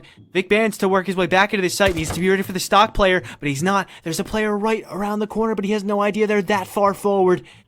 Aiden's in the library, just trying to deny that verticality so he can then use it later to try and shut down a plan. Vic Bands with a kill, but he's shut down by Dami. The case is still in control for Dami. He could start to walk his way out, but this vert is back in the picture, and I don't think Schmink knows it. The plant starts to go down. This hatch could be pivotal. He needs to be ready for the player on the window. He's planting inside of games. Eventually, they hear the drop, though, and Schmink will lock it out. It's just fine. And Outlast will force us into overtime against M80X. And the bait using the smoke there, distracting for M80X. They weren't aware as to where the plant was going down. They had no clue that there was someone still on the game's window. That'll guarantee overtime now between Outlast and M80X for Chalet. And again, it's infinite. You need 2 round wins in a row to secure this map as yours. Or if that doesn't happen and it goes back and forth 1-1, we will continue and reset back to square one as if it were 6-6. We start with kitchen and dining. I believe it's M80X on the defense. And again, this is the most talented on-site Outlast have had in terms of attacking it because their library overtakes have just sucked. I'm not going to sugarcoat it. Not going to come up with a fancy word to describe it. It's just been bad. And now with the help of this blitz, maybe they'll try to adapt, maybe avoiding a large majority of that clear on the top floor. And again, go for something a little more direct. They've got the Grim, they've got Ying, Capitao, again, the spearhead of the blitz. They might go for that solar play that I was teasing back all the way in round number 1 of this series. We might finally see it for our first round of Infinite Overtime, Aiden. We could. No sends, so they've changed things up a little bit. Bringing a Twitch, actually the Lion instead, so still wanting that 417. That might be the world record for how fast someone switched an operator after a caster mentioned it. That was literally like 1/10 of a second. As soon as I mentioned that. Yeah, he was like ready to go. But the Lion is going to work really well along with this to get everybody to stand still as the play starts to come out, delaying that reaction just a little bit more. And this is something that Outlast have exploited before. Think back to that first basement attack when they ran straight in and hoped that M80X wouldn't be able to adapt enough. However, M80X have seen these kinds of plays already. Surely they'll start to get more ready. They won so many of their last defensive rounds in a row, losing that most recent one, but still, ending on a streak of winning 3 of the last 4. And so they may be ready for a play like this, but Zonky with an opening pick, C4 being prepped, but it's going to get spotted out on the solar stairs, and so a great start to the round for Outlast. Vic detected.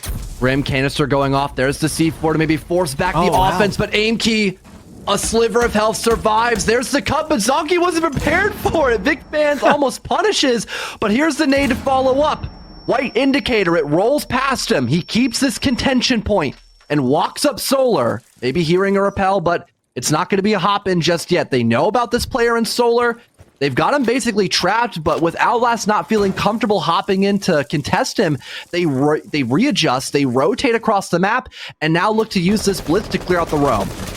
And Vic Band's playing so well. That is half of the round gone. And yes, a kill was found into Aiden, but they invested all of that utility into killing Vic. That was to take the backbone of the defense away. So they had to drop through a hatch in kitchen to try to get back to site instead of being able to fall back. And Stompin's ready to go!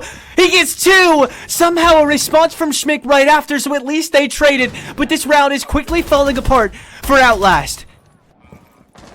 60 seconds.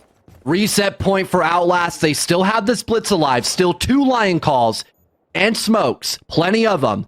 That could be a great way to make space here for the blitz, but that lack of info is what punished them, costing this 3 versus 3. And if they have a lack of info, once again, someone could be hiding in a rat corner. That could lead a very big injury for Outlast if they lose this shield. And it certainly could. Schmink taking serious damage. He's the one with the case in his hand. Wants to smoke off that cross to try to allow for a plant. They kind of need to go for kitchen here, but they just haven't had the time or the ability to work the vert. This was not the plan. And so they don't necessarily have the utility to back up this execute. Schmick basically on his own, but Teddy with a great shot through the floor is able to kill Rice, and now the kitchen could be open for business. They need to beware of West Main, and with that smoke, Schmick shows us that he is, but it wasn't fast enough. It plumed just after he died. Good trade for Teddy. Franklin shows his face, and they're able to cross in front of him. They're behind the half wall. Damage dealt to 1. Not gonna 1. Franklin's alive. He needs to play his life 3 seconds. The shotty from the other side of the table isn't enough. Zonky holds. And Outlast start off overtime with a round win. Down to the wire once again, but it's 2 back-to-back attacks for Outlast. The readjustment made last minute, it almost costed them, but still trading Stompin', still having the 3v3, and still having the blitz is enough to win the round. I love using the vert there to assist blitz to walk in once they have those smokes deployed, cutting off the split angle, cutting off the back position over by the West Main horizontal angle, and being able to walk into the site, try to force that post-plant position. Sure, he ended up dying, so he couldn't go for that plant, but immediately after, Outlast react and readjust to drop down the hatch and play for that 2 versus 1 man advantage, if not a 2v2, until they ended up dropping down to immediately trade there. And that was the big reason why Outlast were so successful in that round, was just the fact of the matter that everybody was on the same page of what they needed to do to win that round. Realizing the solar take didn't work, they readjust, they all push together as a team to play for trades, so that X Factor play by Stompin' doesn't work. And they do the exact same thing once again by not maybe playing, 1-by-1 single file line to play off of each other, but still clearing out the same positions of the map to make sure they can 1-by-1 systematically shut down that anchor. And other than that, just a really solid round from M80X. But I think at the end of the day, it just comes back to you lost an early kill very early on without finding any impact out of that life. Spawn peek attempts again for Outlast, and they're trying to set this pace fast. And much like last round, much like when they were on defense earlier, put M80X on the wrong foot to start with, but Teddy gets nicked as soon as he gets back into the window. And so M80X clearly ready for this. Still 3 players holed up under the helipad, practically still in spawn. They will make their way out. Good time wasted for Outlast, but great for M80X. In rounds prior, maybe they would have lost a man to that. This time around, they're more prepared. Keeping that body count intact. Big for M80X. Being a little more passive here. Making sure they are aware of what they're entering into the building from. Not trying to die to anything silly. Keeping themselves up and able. Here's the aggressive frost play from Teddy. Shotgun in hand, but he won't hop out to be too brazen there. Could maybe go across from the other highway window from bathroom to go for an aggressive play, but the sledge already dropping back. He's created that pressure by opening up these castle barricades, opening up these windows. As M80X now look for a new way to try to secure this opening gunfight. Still trying to clear out this roam, but similar to what Outlast kind of struggled with on their attack, they are really focusing on just the library presence with no one over by Solar and no one from Master as of right now. Only one player in the site itself as well, and that's because they can just keep leveraging this control upstairs if they have the right holes made.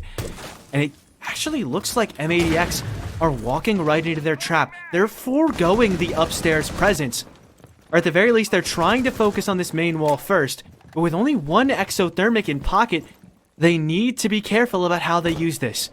If they use it on the upstairs wall, it'll be tough to get into this site. If they use it downstairs, that upstairs presence will be really annoying to deal with later. Franklin now back upstairs. Looks like he wants to open up the mezzanine wall instead.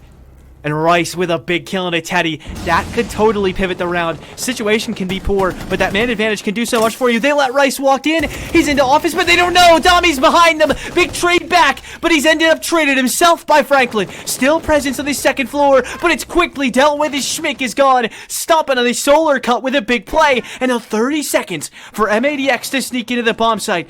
A little bit of time to reset. They've got 5 drones still alive and active as well. And Outlaster looking to make the play. Drone spots out one inside a trophy. And Aiden is so quick on the trigger. 1 versus 4 for aim key.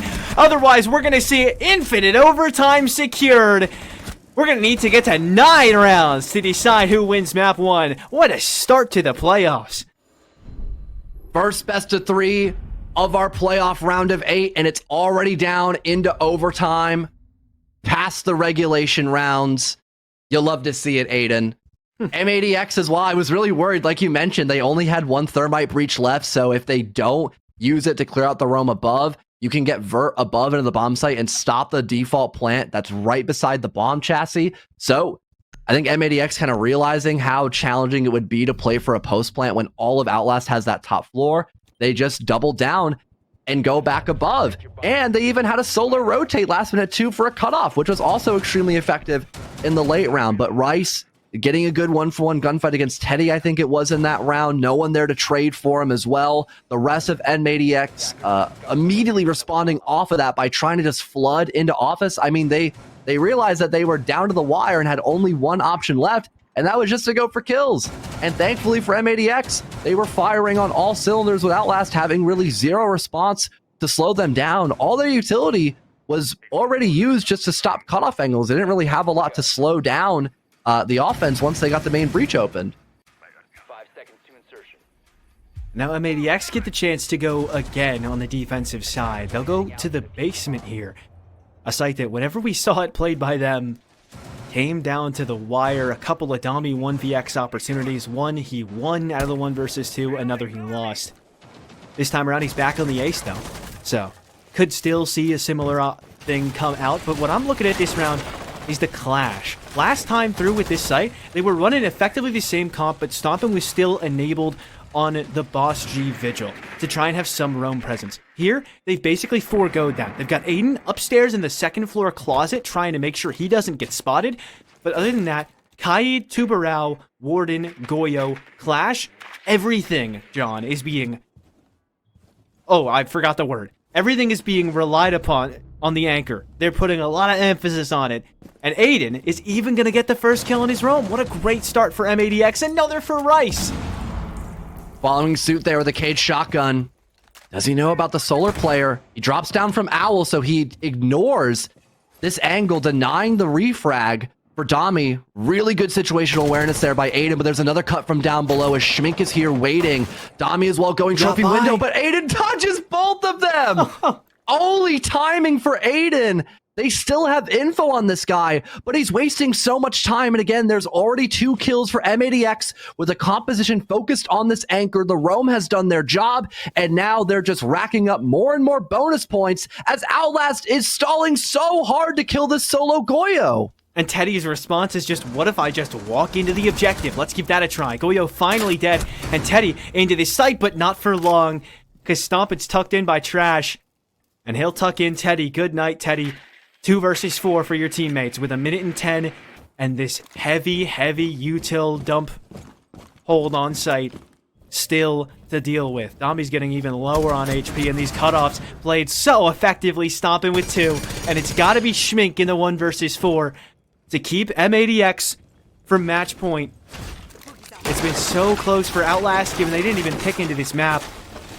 And M80X just looks so strong, and again, the emphasis of the round has been this is all happening, going so well for M80X, while they still have the tallest hill to climb, the toughest hurdle to get past, being the site itself. 2 C4s ready to be used, as well as a clash, and you couldn't imagine a harder scenario to win a 1v4 out of. And he chucks a flashbang down just to try to clear out any space. Maybe he'll get given a fight. That's the hope. And he ends up getting given one from Blue, but that just doesn't quite go well. Rice to close it. And we do need more, but it's this time M80X who get the overtime match point. They'll need to win an attack. That's been rather challenging as of right now, but we've seen it before.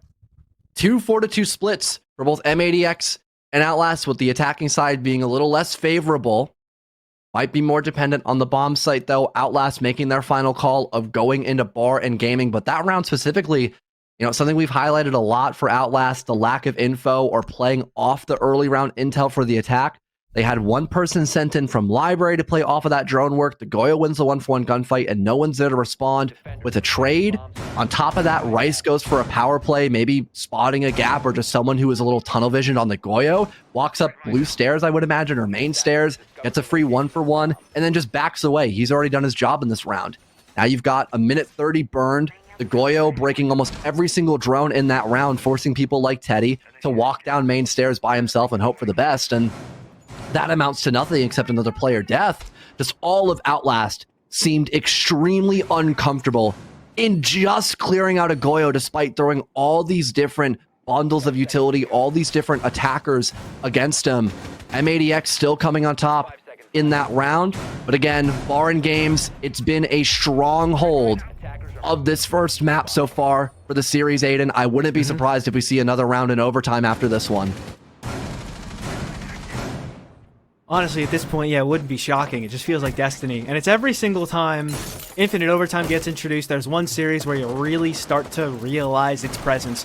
In this case, it's this one right here. M80X, quick entry into the building, and that's the presence of cut drones. Such good droning in the prep phase is setting M80X up, for such a quick entry into the building. And Dami was gonna play there a while, but now he's just fallen off a position and given an angle for the other team to use against him later. This is such a quick attack from M80X, and I love to see this, because these are a lot of the fundamentals that Tier 3, Tier 2 teams don't pick up on necessarily as fast, but M80X are showing us they know exactly what to do and how fast they can get it done. Ivy window opened up, nade tossed out first. No magnets on the board, no ADSs either, so that might have just broke the shield there, maybe saving some Flores drones for later. Second nade to follow up, and I imagine that could be both deployable shields now gone, allowing this utility to be focused on the Fenrir mines now as Stompin'. Man of the hour, opening kill against Teddy. The Frost is gone. That was your player by Library Stairs. They're on the camera now to give info when they swing out from piano, but regardless, massive opening pick for M80X as they once again set the tempo on their attacks and begin to hit the go button with the help of these flashes. Weirdly holding, though. just waiting. Maybe just a fake flash to try to get Outlast to swing something. They've got some time to play with, and here comes the play-in from Rice. They're not going to expect it from here, or they are. Zonky with a big kill, Stompin with one to respond, but 2 of his teammates have died by now, and he himself goes down too.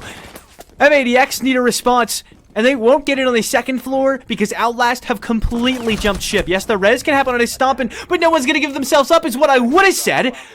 Unless Vic Bands had other plans to take down Zonky and to put his team in an advantage with 50 seconds to go.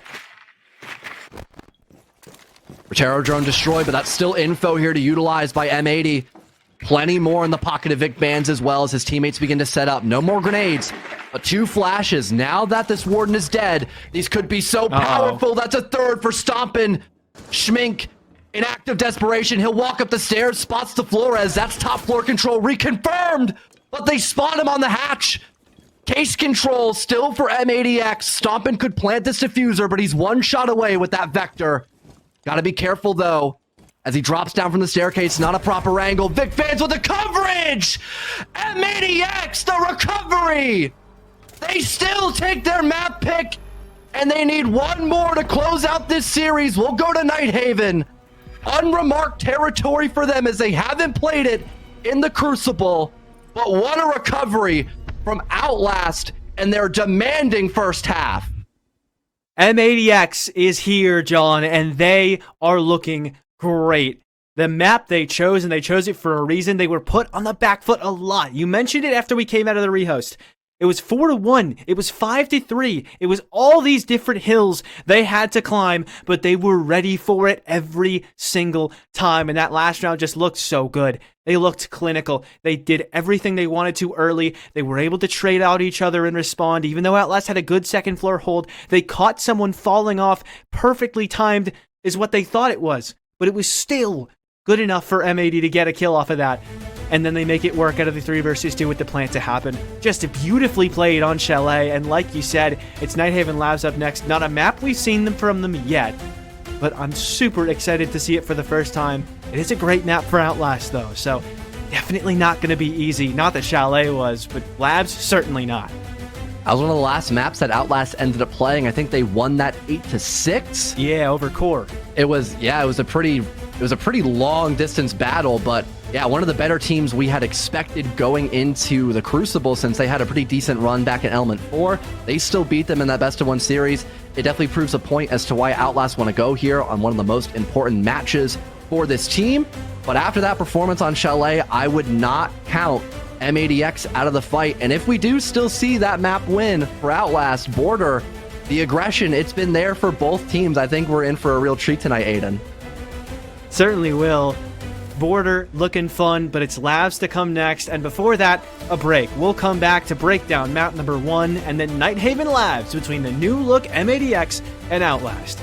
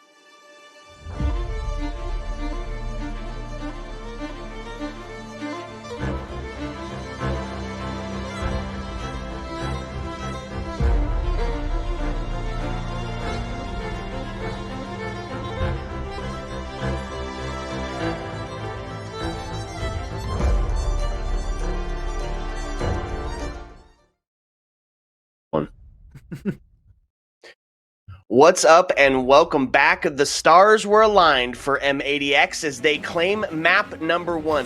Fellow, fairly standard showing in the beginning, 4-2 split on the half, and then we climb back to tie it up on round number 10. But, I mean, man, the back and forth in Infinite OT, is this what we expected for Chalet? I was expecting a pretty heavy clash between M80X and Outlast, just one that, wasn't this aggressive, right? You had Aimkey running out constantly in the first half, setting the tempo against M80X. And what do? They take the early timeout, recover a little in that first half to get the 2-4 split, as you talked about, and then return the favor almost immediately against Outlast, beating their counterpart in Infinite OT 9-7. I mean, just the way that they were able to play off of each other, the consistent teamwork of clearing out the map, setting up for those entries, especially in the final 2 rounds, to get 2 in a row from the one that was 7-7 going into 9-7, and then continuing that same aggression despite having a couple of hiccups throughout their initial game plan, like clearing out the Warden, for example, by Mezzanine. Sure, that backfired, but they were still able to work off of each other. That was impeccable, and I'm really excited going into Nighthaven, given how close this first map was. Yeah, absolutely. And that's kind of what you're wanting for the playoffs. Happy, you spoke in the pre-show about adaptations, right? So with Stompin going absolutely nuclear, hitting over 20 kills, does he become the win con? What change is needed to dethrone the king for map number 2? I think in general, Outlast, what they were doing so well at the start of that map is kind of what needs to happen generally on both sides of the map, right? And it's kind of hard on attack, but what they were doing on defense was consistent attempts at either spawn peeks or cheeky plays in positions that M80X weren't expecting, neutralizing someone on that side of the map and getting in the way of M80X's plan. They were having a little bit of trouble, like you had mentioned, adapting, and that kind of made it a little hard for them on the attacking side. We got to see them adapt really well to actually counter that towards the end with really good drone work as they got into the building, not letting Outlast catch them off guard. But there's got to be something in the way for M80X, and that has to be put there by Outlast, because we saw it in that last round, right? When you give them the space they want and just play a default, they are taking space really quickly, making you feel the pressure and forcing people out. So on the attack side, it's going to be about trying to find any isolated players they have on a map as big as Labs, where you need to contest a lot of space, and trying to take them off with a couple different players at once for Outlast. And then on defense, again, trying to find those early picks, enable your early roamers with some cams maybe, or a spawn peek here or there. I think M80X have caught off guard, but you got to keep switching it up and finding ways to get that 5 versus 4 fast. That's right, fellows. So on the well, it's Nighthaven, right? A well put together attack team. We have seen it going back and forth. It was a little bit of a tough start, but just real quick before we get into it, final thoughts. Nighthaven Labs, what are we looking at? I wouldn't be shocked if M80X find the upset here. Again, a lot of those Herculean efforts by Aimkey in the first half. M80X are going to be a lot more aware and alert of that, so it would not shock me if we have a more dominant first half favoring M80X than what we would originally anticipate.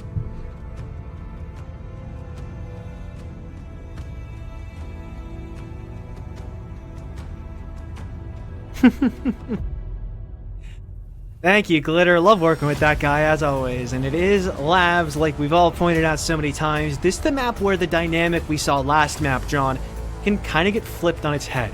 Labs, a map that Outlast played to very good effect in the group stages, not one that we've seen so far this season from M80X. I'd imagine they've been scrimming it. I'd imagine the dry runs have been going crazy, especially since now they're on an academy roster. A lot more time that could free up. But even still, just not 100% sure, given that you may not have those game day reps at this level yet. Well, we are sure of one thing. We're going to see a shield ban. The first one already confirmed a Blackbeard. Wouldn't be surprised if we see Montaigne as well. And yeah, okay. So Blitz will most likely be confirmed in play. Once again, I think at some point, both M80 and Outlast went for a shield type attack. Outlast only doing it once, M80 going for it, I think, about half of their attacks, but they'll be starting out on the defense this time. So my initial theory of it being like a really one-sided first half for M80X, that might just be a side differential here because Nighthaven Labs is an extremely defender-sided map put in the right hands, given the right operators in play. The next two to follow up in the ban phase will be Tubarao and Azami. Again, we saw Azami banned back on Chalet. She's great for extensions, and it's just a very fluid operator put in the right hands. And then Tubarao, a lot of emphasis on hard breach in this map. So now not having to worry about a Tubarao prolonging, a cut angle or a power spot from being cleared out via hard breach. It's going to be a nice sigh of relief for both Outlast and M80X, but you still have to worry a lot about the Cade, a lot about the Bandit, and Mute occasionally too, since we've seen all those operators in play from map 1, and they're very strong here on Nighthaven Labs.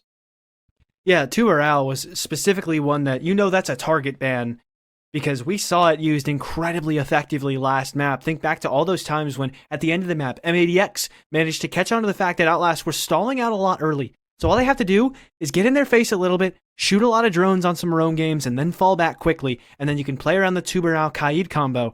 Tube also very, very good on this map, given the IT breach on the second floor, given the assembly wall on the basement, right? Those two walls on their own, as well as if you choose to go kitchen dining, it would apply to the lobby wall as well, but that one more of a pocket pick. I don't know if we'll see that here.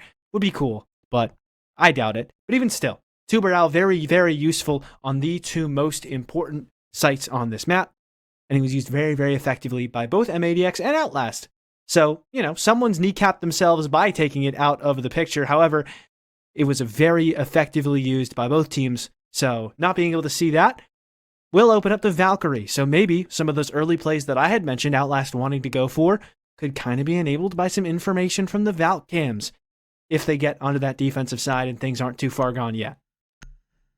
Interesting, they lock in the Clash, an operator that was picked a couple of times on Chalet and wasn't really dealt with properly by either team when they were in play.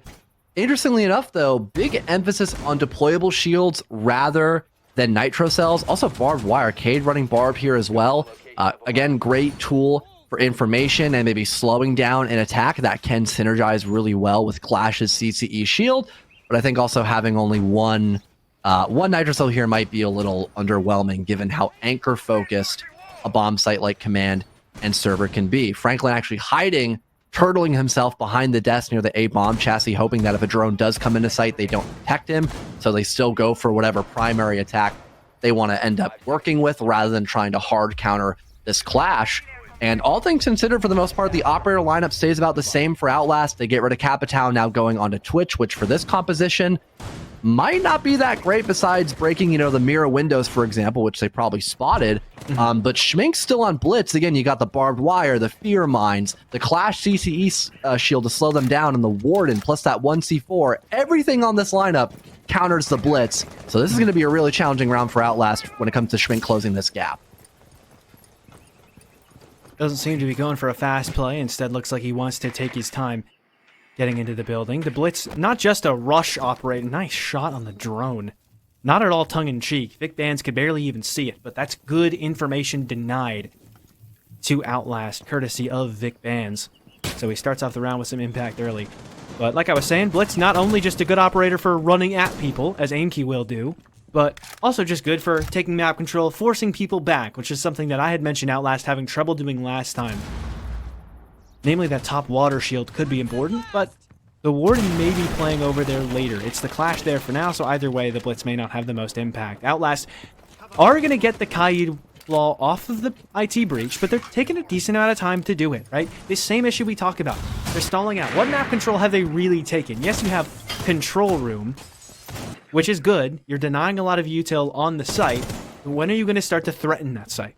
I think Schmink might hop in from Raptor's window now that this IT wall is opened. He's got Aimkey to back him up. There's info that it's clear, and there it is. Yep, he was the guy on the warehouse cam. That makes a lot of sense. They've got two now on the cut. You've got your range breach to open up this mirror window so you can have another player assist over by Raptors. Seems to be a very well-coordinated push here, but if there's no pressure by Wave or no pressure by Connector here, all that M80 has to do is readjust to all this attention over by Raptors, set up the Clash, set up these long crossfires, and just wait for Outlast to make that first move, but here's the adjustment from Wave. Yeah, as if they heard you, they start to go for that pressure. From Wave stairs, you're going to try to push that player off the shield. It's Vic Bands there on the Warden, and so if he gets ran down by a Blitz, He's not going to be Wow. able to not see. Instead, it's the Blitz, the one blinded. As the Fenrir mine so perfectly placed, they're still going to try and run him down, but he's just holding his nerve here. He will die eventually, though, and they have to give up that position. Rice with a great flank, though, and just like that, he's shut down one towards Wave Stairs. Stompin looking for a fight inside of IT, aggressively fighting off the control towards IT that they're going to use to then Oh, no clamps way. into this site. Aiden's right here. He's just next to the corner, and he gets a big headshot on a Teddy. The Blitz needs to make a play, but it's Aiden with 2. A third for Aiden Tax. Dami does get 1, but I just don't know if you could say anything about it. The shield is still up, and that could enable Aiden for 4, but instead it's just the shocks that do the trick instead. And M80X pop out the instant they get shot at, and it is a wonderful hold of CC. We talked about the rat corners for the Clash hiding behind a table. Looks like the Mira ended up taking that from the textbook directly. Beautiful triple kill to shut down that wave execute. And again, good adjustment for M80X using the right tools for the job there. Again, big issue if you tunnel vision too hard on that Raptors play. You might need to worry about something like Wave, but they've got a Warden playing behind a shield and a Dreadnought mine, so it took a long time for Outlast to push through that first barrier, giving M80X a lot of ample time to reassess the fact that A, there wasn't a lot of pressure over by Raptors anymore because 3 people just rotated from there, and B, now that also gives them time to focus on where the attack is actually coming from, giving people like Aiden time to hide, get a 3K, and the rest of M80X playing off of that incredibly well. So although you had Vic Bands as like this sacrificial lamb, and sure, he didn't find a kill in that first, line of defense, it did give his teammates the recipe for success for the rest of that round, which is totally worth it. 5 seconds to go.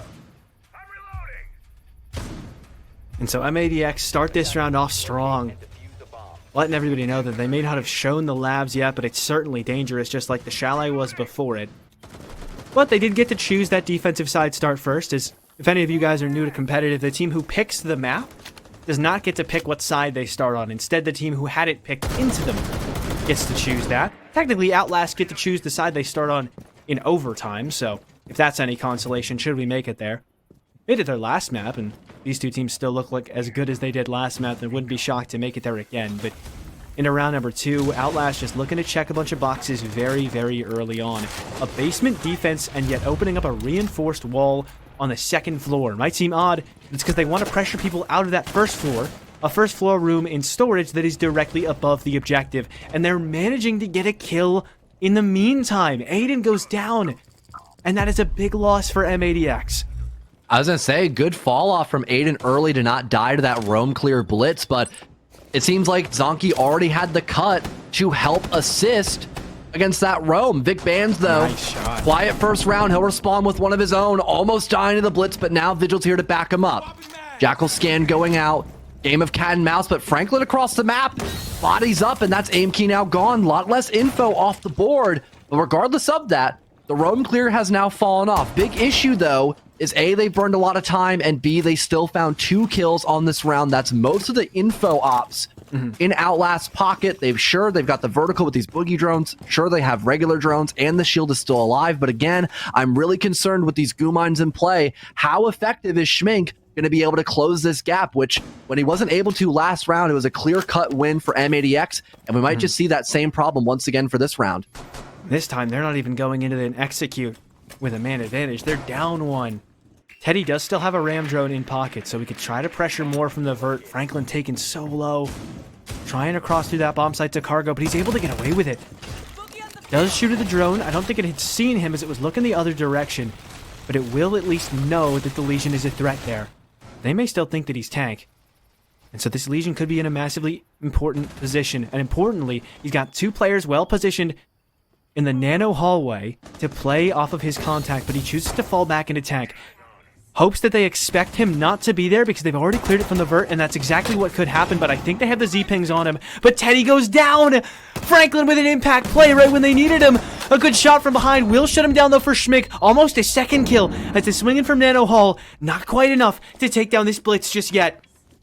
And still time for Outlast to cross here, but they don't want to. They just want to play it in the corner. 1 C4 on Rice, that'll be important to use, but I think it's been shot out of the air. Teddy with a kill into Rice himself as well. And so now this round may be turning horribly wrong. It's got to be Stompin' in the 1 versus 3. Gets 1 a second. He's here! M80 Stompin' has arrived! And he's won round 2 for his squad. Fired up back in map number 1, Aiden. And transitioning into Nighthaven Labs, he's still the man in charge for M80X. Plenty of time to disable that diffuser, and Outlast once again the same problem they faced in round 1 reveals itself yet again. The Blitz forced to lurk down cargo stairs rather than clear out the anchor in that round because there just wasn't a lot for Schmink to do in this position. I mean, it was a great cutoff that bought his team time to revive Teddy, I think, in that round and almost forced the plant. But then Stompin' just creeps in with all this info from the bulletproof camera and his teammates giving him audible, just info, just screaming at him what's going on. Swings in and goes for the trade, which is all they really needed in that round because M80X had a fantastic roam recovery despite Outlast's initial entry success. Yes, they played as a team really cohesively to get rid of Aiden, I think it was, playing up above. But immediately after that, M80X just began to power in through the first floor to slow down Outlast's tempo. They learned from map 1, Aiden. And by doing so, they recover for their anchor. And they still win the round, even though the win con in that position of the C4 was shut down. Outlast did so well out of the 3 versus 4 to make it that close. They were at, I believe for a moment it was the 3 versus 1. You end up in a position where so many people have died, and a player who knows how to play off of his teammates is not going to let that opportunity fall by the wayside. People said when Stompin' first showed up on PC, he's making too many solo plays, but that right there, that was an impressive play that he made himself, was only able to make it because he was in the right position near his teammates, and he played off of the information they had gathered by dying. Beautiful to see. And M80X in round number 3, up 2-0 in that round. Hopefully not too much of a tilter for Outlast as they'd like to get back into it. This tertiary bomb site, a good opportunity to maybe make something happen. And yet again, for the 3rd round in a row, this IT breached that first point of contact. Opening this up will give you verticality over that site itself. And the C4 a little bit too late. So now Aiden stuck in the corner of IT with the wall open. And Teddy's going to catch out his teammate, Franklin Dowd. And Aiden likely soon to fall soon thereafter because he's sitting in a corner. They've got a yellow ping on him too. And he knows they have this information, or at least he should. He's just sat here though, waiting. Flashbang out for Teddy, but he'll choose to go somewhere else. Wants to set up a crossfire in this position, but Vic Bands has his number with the mirror window on the triple wall. But they're actually just going to wait a little bit. They recognize this crossfire and don't want to do anything about it. Another flash to go out. Here comes the push, but there's intel. Aiden, though, still a little blinded from the past flashbang. Doesn't win his fight. Vic Bands, red pings to give him info. He almost forces a gunfight, but then once again backs away. There is still this mirror window. No one's playing on it, but it doesn't seem like Outlast is aware of that. Stompin's in sight, guarding this open window, making sure no one hops in, sees the drone, and has vert for the breach walk-in. If someone gets too aggressive here and jumps the gun, this could be a trade that M80X desperately need to slow down Outlast. Could be, because this attack, certainly a ball rolling slowly though. That's how they like to go. But Rice with a run out, he's able to catch one, and that's such a good play. The experience, that tier 1 experience that they picked him up for, lets him know that now is the time to try to find someone isolated, force a 1v1, and make this a 3 versus 3, but now they know that he's stuck in this corner, flashed out, not likely to get anything, does get help from Stompin', but all it is an extra kill given over to Outlast even sooner. It's gotta be Vic Bands in the 1 versus 3. Can he do what Stompin' did just before him and clutch up to save M80X's chances in the round? The walk back into control is going to find nobody. Plant coming down in storage. They have the vert above it, and they've got Teddy inside this site itself, covering the rotate and making sure that Outlast will not go through their first 3 attacks without getting on the board. Finally, a sign of hope for Outlast off of what we primarily talked about in map 1, their intel game, and playing off of it. They notice someone stuck in IT. They can't trade for his teammate. Teddy goes for an aggressive swing and catches somebody by surprise. off of that info. Now they know that no one's playing off the mirror window, so they try to aggress, flush out the mirror behind IT with those flashes, and sure, they don't immediately kill her, but by basically trapping her in that position and killing everything else around her, that was still a successful roam clear to an extent. And then they immediately begin to work their way down below into the first floor. You highlighted it really well, that M80X, Rice specifically going for that 1-for-1 kill to try to slow down Outlast. Sure, it worked for a brief moment, but the rest of Outlast then having info on the ISO K just returned the favor. They just systematically hunted down this poor guy and then got sight control off of it immediately after. So fantastic recovery by Outlast. And unlike round number 2, where they had a great job of clearing out that initial roam, it backfired when they weren't expecting that trade game. This time they seemed a lot more confident in taking those gunfights against M80X, and it worked out for them. Yeah, they found so many opportunities to find isolated picks. Earlier than M80X were expecting, they're in there, they're getting a pick, and that's something I really wanted to see from Outlast to keep this close. Because M80X looked so strong at the end of last map, but that was something that worked so well for Outlast, was finding opportunities to enable an entry fragger to find a quick kill, and that's exactly what they did at the end there. Opening up a Selma to try and catch the rotate back in his sight, but just a moment too late is Teddy. They'll reinforce his wall off. High IQ play, but unfortunately, M80X just a step ahead. They'll close that wall out, and Outlast start the round with some good forward control, but M80X don't give any picks up. Ash down below, we saw us in round 1. That's to break the K-Claw. This time it'll be to counter a bandit trick. Dami, Cardinal Sin #1 of the Thermite, putting it on both walls, but again, because of the vert, bandit can't trick it, so not really a big deal this time. Interestingly enough, he's got all 4 of his batteries still. So I guess it was only a Cade Claw or a Mute Jammer on the main breach, and now he could bandit trick something like Pillar, for example, which is a really annoying spot to clear out if that wall isn't opened up. So sure, the default spots have been cleared out by Outlast, but they still have a lot left to do in this round, and yeah, because they got that rotate reinforced off as well, there is a chance that they can bandit trick from here, but there is a Capital on the board. That could be a great hard counter, but he does not have his utility in hand, so maybe... did he trick it? I'm not sure, actually. Nope. Might have. Didn't. No? I just heard the second one blow, and so just like that. Thank God you have ears, I don't. Well, wall still opened up. Still some time to work with here for Outlast. They haven't necessarily forced anybody back just yet. M80X so content to just play this slow and let Outlast, in turn, play it just as slow. They want to try to force somebody out of electrical. The C4 goes out to dissuade the push, but eventually they'll have to make the play. Flashbang out. Shotgun into the legs of Zonky, but it's Aimkey from below to kill Franklin. Such great angles. And that's an opening pick for Aimkey, someone who was so pivotal. Getting early frags last map, and a nice shot for Stompin'. And a player still tucked in the corner. I don't think they know Rice is here. He's on the right side of that reinforced wall, and he's just waiting for them to walk into his waiting arms. Stompin' catches someone in electrical, but just doesn't land the shots. Still wants that pick back, though, and Rice wasn't expected in the corner. They need a kill back, but it's not happening, because Stompin's still alive. Stompin's still kicking. Dami at 1 HP, but Aiden at least able to get 1. Stompin did die, but it's just fine, because Dami stands no chance with that little health in a 1 versus 3, and the lockout is secured. An incredible M80X showcase of floor, aggression once again around. by M80X. I think that's just their calling card at this point.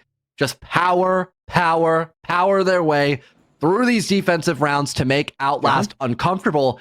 And clearly it's working. It's, I wouldn't say an early timeout, but a timeout to try and restabilize this first half for the offensive side for Outlast. This has been a great showcase of M80 just looking for somebody who's alone, somebody who's vulnerable and not prepared to take these gunfights, and just running at him with everything they have. And it's working. You saw the double stack up over by Connector. If it wasn't for Aimkey holding Ver on that doorway, we probably would have just saw an entry kill for M80X, but that was a good position to hold for the Ash. That does slow down M80X. What do they do instead? They give up on Khan and fight the open breach instead, which gives them case control. Now they can recontest Pillar, and what do they do instead? While Outlast are now so hard focused on recovering the case, they fight back into Connector when the Capital's looking at the other side of the map. I mean, just incredible positioning by M80X. I should say E-Box. Connector's the room with the actual breach. That's my bad, but I think everyone got the point. They saw what just happened in the round.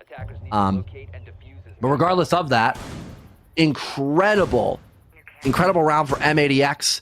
Outlast, for their sake, hoping that timeout works out well for them as we see yet another roam extension as they are going into the basement floor bomb site. Aiden, can you hear me? Dude. No. I got an idea. Activating camera.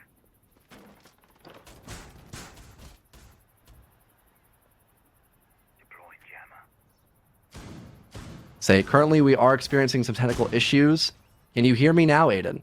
10 seconds left. Well, we're having a vMix issue. We're going to try to resolve that. That way Aiden Left before can communicate with me. Discord is bugged. We love Discord so much.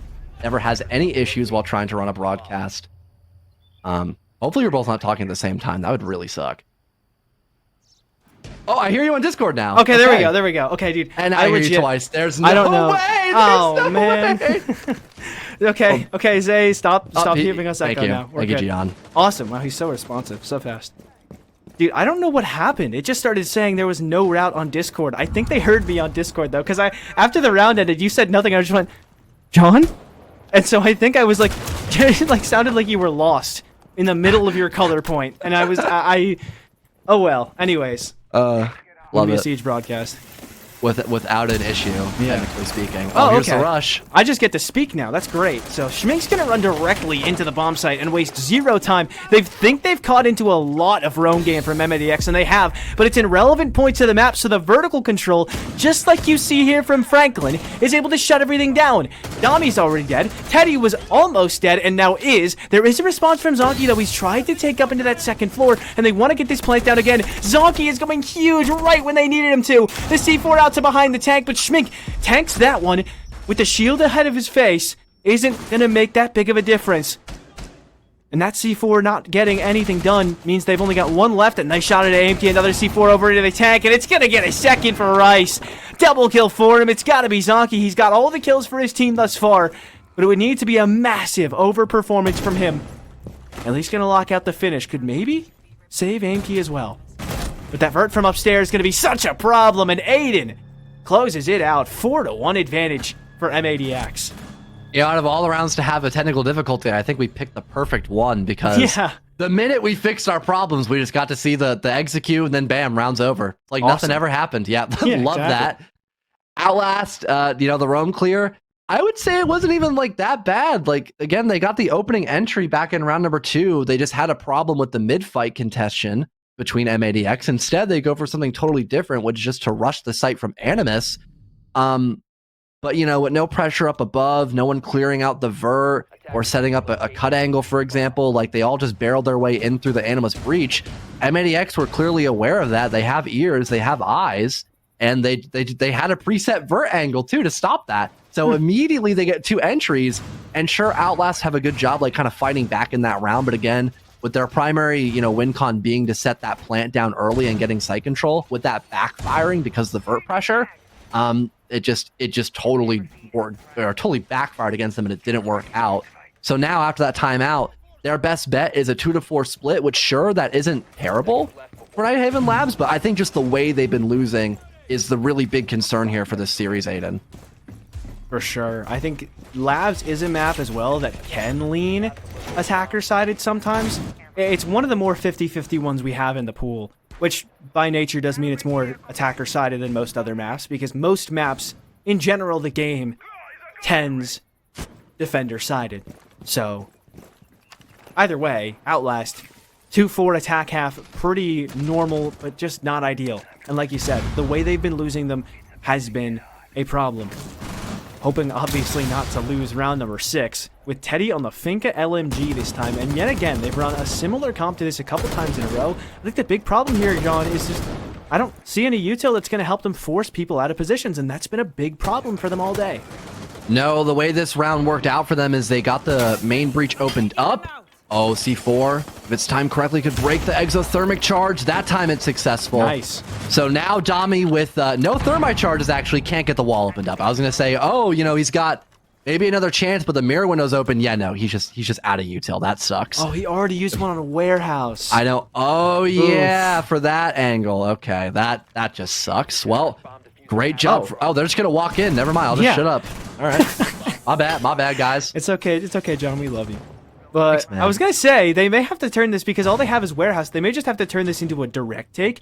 And normally these don't work well if you wait longer to do them, because nobody shows any presence anywhere. And M80X is like, well, they can't just take nothing. They don't have enough time to take the vert, so they're just going to walk at this site. So I do think it would be better the sooner this happens for Outlast. However, PTSD given last round, and how bad it went when they tried to run right at the site, but Aiden's ready in rafters! 2 kills for him, and the Vector won't stop shooting. He is knocked down. That seems to be by Teddy, and the cutoff well held to kill Franklin as well. So M80X not going to run away with this one. Much like the last, they'll have to fight out of the 3 versus 3. Need to finish off Aiden, though. Worried about the crossfire.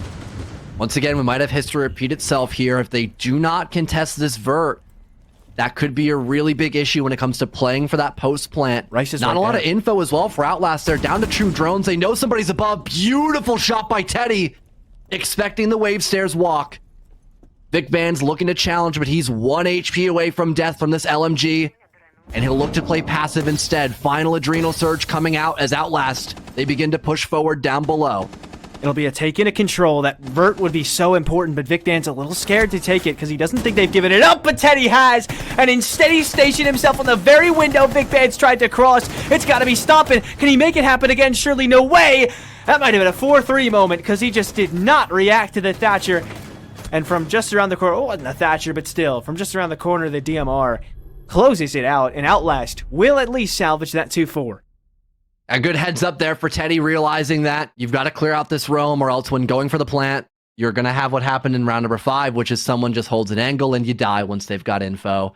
So, good job rotating over from rafters where you were just detected, then going over, backing up your teammate, heading in through Aqua/Wave, getting that 1-for-1, then moving back down below, denying the trade from that staircase as well. The Vic Vans did not feel comfortable walking up there, which I don't blame him. He was on like 10 health. So, a good round recovered by Outlast. That's now our third 2-4 split for the attack that we've now seen in this series.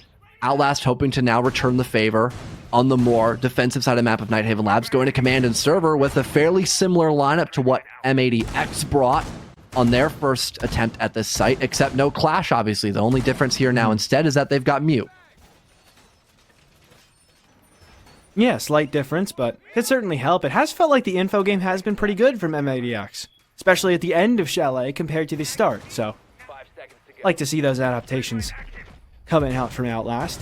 Mute always very popular on this site, but not even just for the drones. I've just remembered that the most popular thing to do with them is, do you see that mute jammer right next to the electrical door into this site? You sit someone there, and then if they bring a Grim, they're not able to get anything done because there's a mute jammer right there. So they can sit in the mute jammer directly next to the door with a shotgun and just wait for anybody to walk out. So very popular, very clear that Outlast have a good idea of what they want to run on this site. M80X, a lot of hard breaching with the Buck as well, possibly to complement from the first floor to do exactly what Outlast were doing to get that main wall open. Good timing on the EMP, and it's just not going to be enough. Able to retrieve the Kaid Claw is Dami, and he gets out with his life, but the wall is all M80s. Yeah, good anticipation there for Dami. Re-expecting another thermite breach, but also Aiden. Maybe spotting there was only a Cade in this round. He throws the EMP preemptively to allow Vic Vans to do his job of getting this cut wall established, or this cut angle established, pardon. Camera now destroyed by the Ash Charge. There are mirror windows, though. Thankfully, you have the Ace as well G36 to assist. This has all been done at a fairly fast rate as well. About 1:50, they get this main breach opened up. They start breaking some utility towards the bomb site, and they've got Rice down below with Vert with this skeleton key, clearing out a lot of power spots and maybe breaking this mirror window as well, assisting his teammates as they try to get more control by rafters. And they're just trying to pressure things out from below.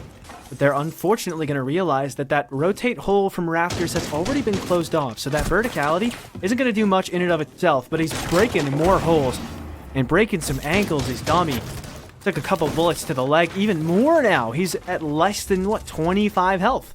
That is a scary amount of health to be stuck on. And now that the wall's opened up too, M80X have such a good pinch here. It's going to be on Outlast to try to make a play somewhere.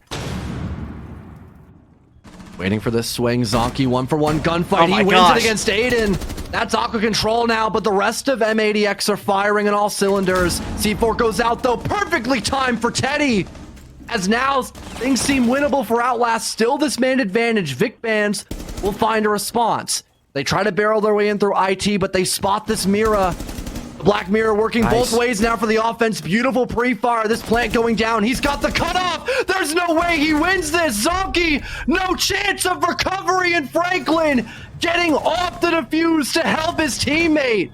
Somehow, M80X are given 3 different 1-for-1 gunfights in a 4v2.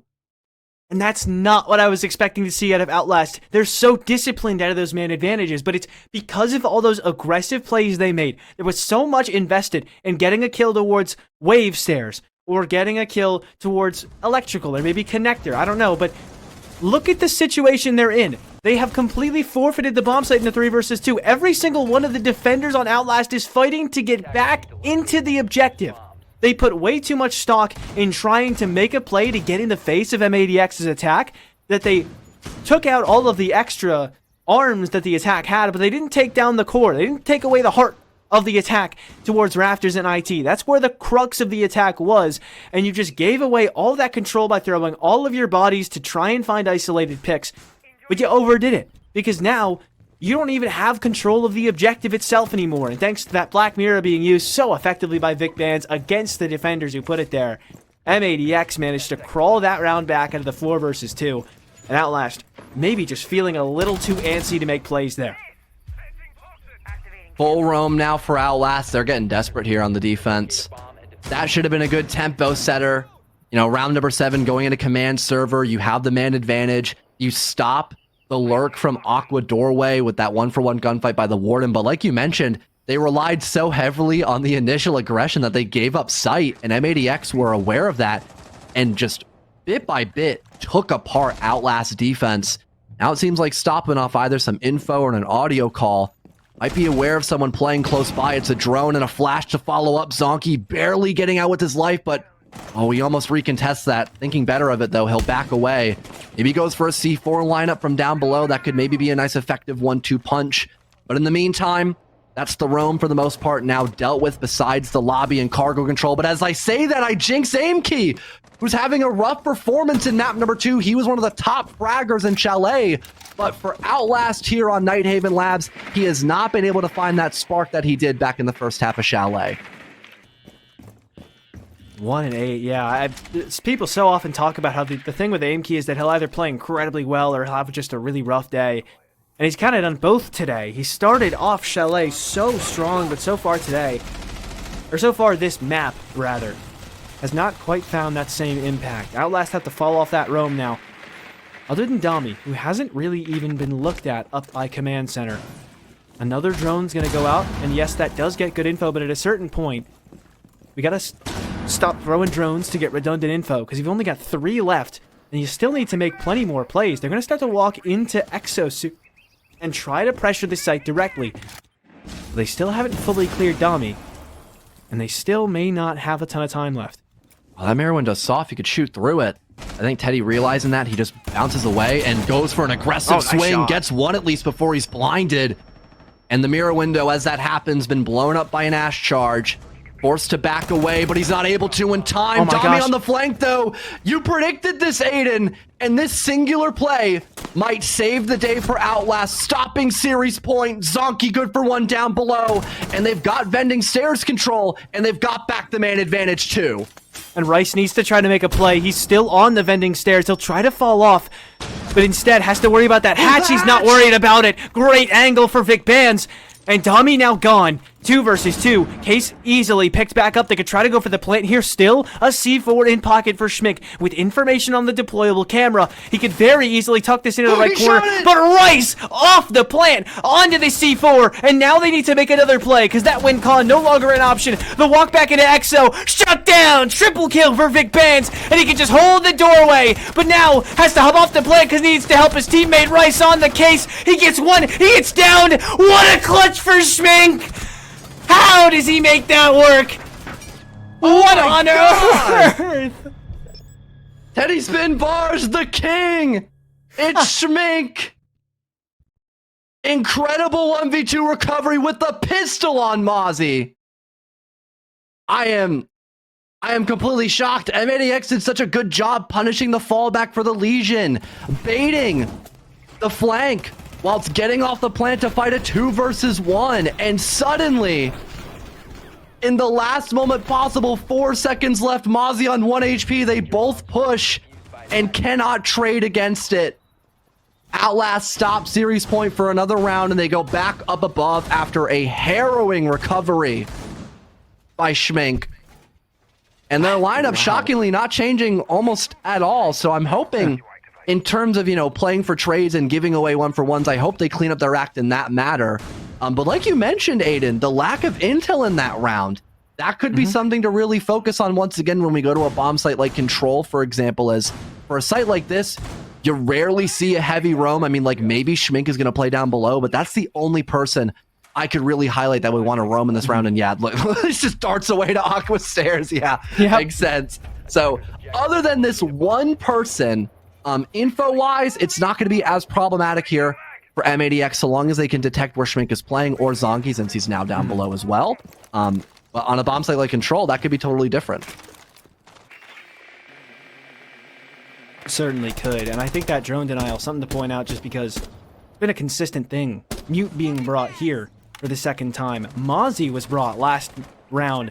And unfortunately, that Pro League experience from Rice, not enough to teach him that you can't fake in that scenario. Didn't quite trust the cover from Vic, and that's gonna punish him. M80X now get the chance to attack second floor again, and they didn't even really look great here. It was just kind of the end of that round. So I think instead, Aimkey trying to find a pick early rather than having to do something late, aggressive, and he almost gets it, but just couldn't quite land on his stomp-in. But it's fine, because the first kill found elsewhere. Zonky shutting down Rice for that opener. Stomping low as well. This could easily turn into a 5 versus 3 if M80X begin to get desperate here. And again, having it be an anchor, everyone playing for Crossfires. Franklin is moonwalking. That sucks. Oof. I think he's just DC'd from the game. That is extremely tragic timing here for M80X. After losing that entry, now you've lost one of your only hard breachers in the round as well. You've got basically no more counters, I was going to say, or I guess no more potential of hitting a lurk perhaps over by the con side, but it looks like M80X will try to go for this anyways. The mirror one has been opened by a Twitch drone. Hold on.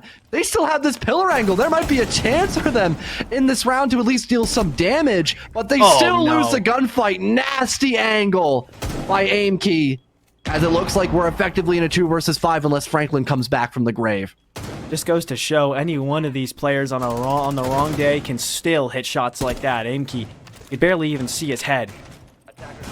Still takes it off. Franklin will not come back, and still he'll need to try to get back into the lobby lest we need another rehost, which would stink. 4 versus 2. Now that Teddy's been downed and effectively taken out. Very close to the door as well, so really no chance at a res. And Stompin does get credit for that frag. But with 45 seconds, you're going to need a lot more than a finish onto a downed Mute. And with literally everybody, we've got the 3 musketeers training their muskets on the electrical doorway. The smoke out only going to help so much. Aiden baits out the C4 and now can start to make a play. There's a player prone behind the pillar who could possibly become a big issue, but stop and wait. You might be able to see the feet if he looks in the right direction, but no, not going to happen. Zonky with a kill at Aiden, and it's got to be stomping 1 versus 4 on the least health of anybody in the lobby alive by far. Not a very likely win here. As good as he's looked in the clutch many times over, that really a situation you could put the best player in the world there, and they still wouldn't make it work. Maybe they did. I don't know. I know you love the king. M80X not quite able to sneak that one back. 5-4 lead. I love the king. I'm not talking about stomping though. Oh, that's for sure. That one calls for another sip of the Labrenacy. I'm out sadly. I gotta restock. No way. Gotta wait for Boston. You know, fun fact, there's this small little event going on in a couple of weeks. You might have heard of it. 6 Invitational. Mm-hmm. Like a local LAN in Boston. Just really really, we want to just give them like a nice little shout out on the broadcast. Just not really getting a lot of viewership. So might as well just send them a little bit of love. Maybe, we'll go like raid them or something after one of our streams with the Crucible. We'll see. But maybe Stompin will play in it next year. Maybe, he'll get the viewership up. Maybe. Who knows? That'll help bump the viewership a bit. But otherwise, for now, still a very, very small tournament. M80 is actually competing in the 6th Invitational, so maybe they will substitute Stompin into play. That would be hilarious. That would, I could see the vision on that. That could be huge. That would be awesome. Yeah, I would say that would be pretty epic. Okay. But Outlast, I kind of lost my train of thing there, but it's all good. You were gonna say a point, and then I said something, and then you just sounded like you completely forgot what you were gonna say.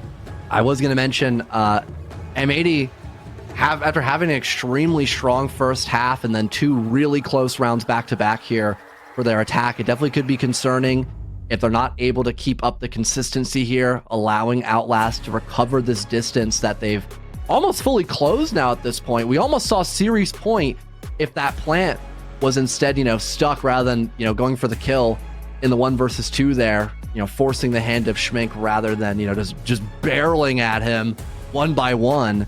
Regardless of that, though, M80X, their ability to try and power early in the round for those entries, if Outlast can catch them by surprise and go 1 for 1, it has shown signs to slow them down. Obviously, both these teams have had troubles with kind of stalling in the round. It's just a little more obvious with M80X, especially if they lose that first entry gunfight, because now their gap that they were looking for is obviously not been shut down. So now they try to find a way to readjust while trying to go somewhere else. And unfortunately, with Franklin disconnecting, they really couldn't get a lot of control over by the con side of the map. Maybe they'll just chalk it up to that. You had an unfortunate disconnect midway through the round. You get a tech pause to talk between, one another. And maybe a unfortunate another technical rehost, as there might still be another bug at issue here for M80X. So they get more time to talk. All right. All the time in the world. Billions do. must talk. Billy.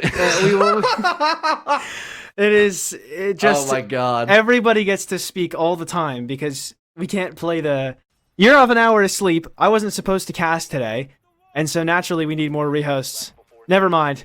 We've been trolled, apparently. Zaysho, of course, whenever trolling is involved, he won't be far, has hopped into the VC to tell us that we were being trolled, and that we don't need a rehost. So I'll blame him, because I wouldn't blame M80X, because they're cool. Zaysho. Wow. Throwing this guy under the bus, that's crazy. That is just insane. Kidding. I love my ranked duo. True.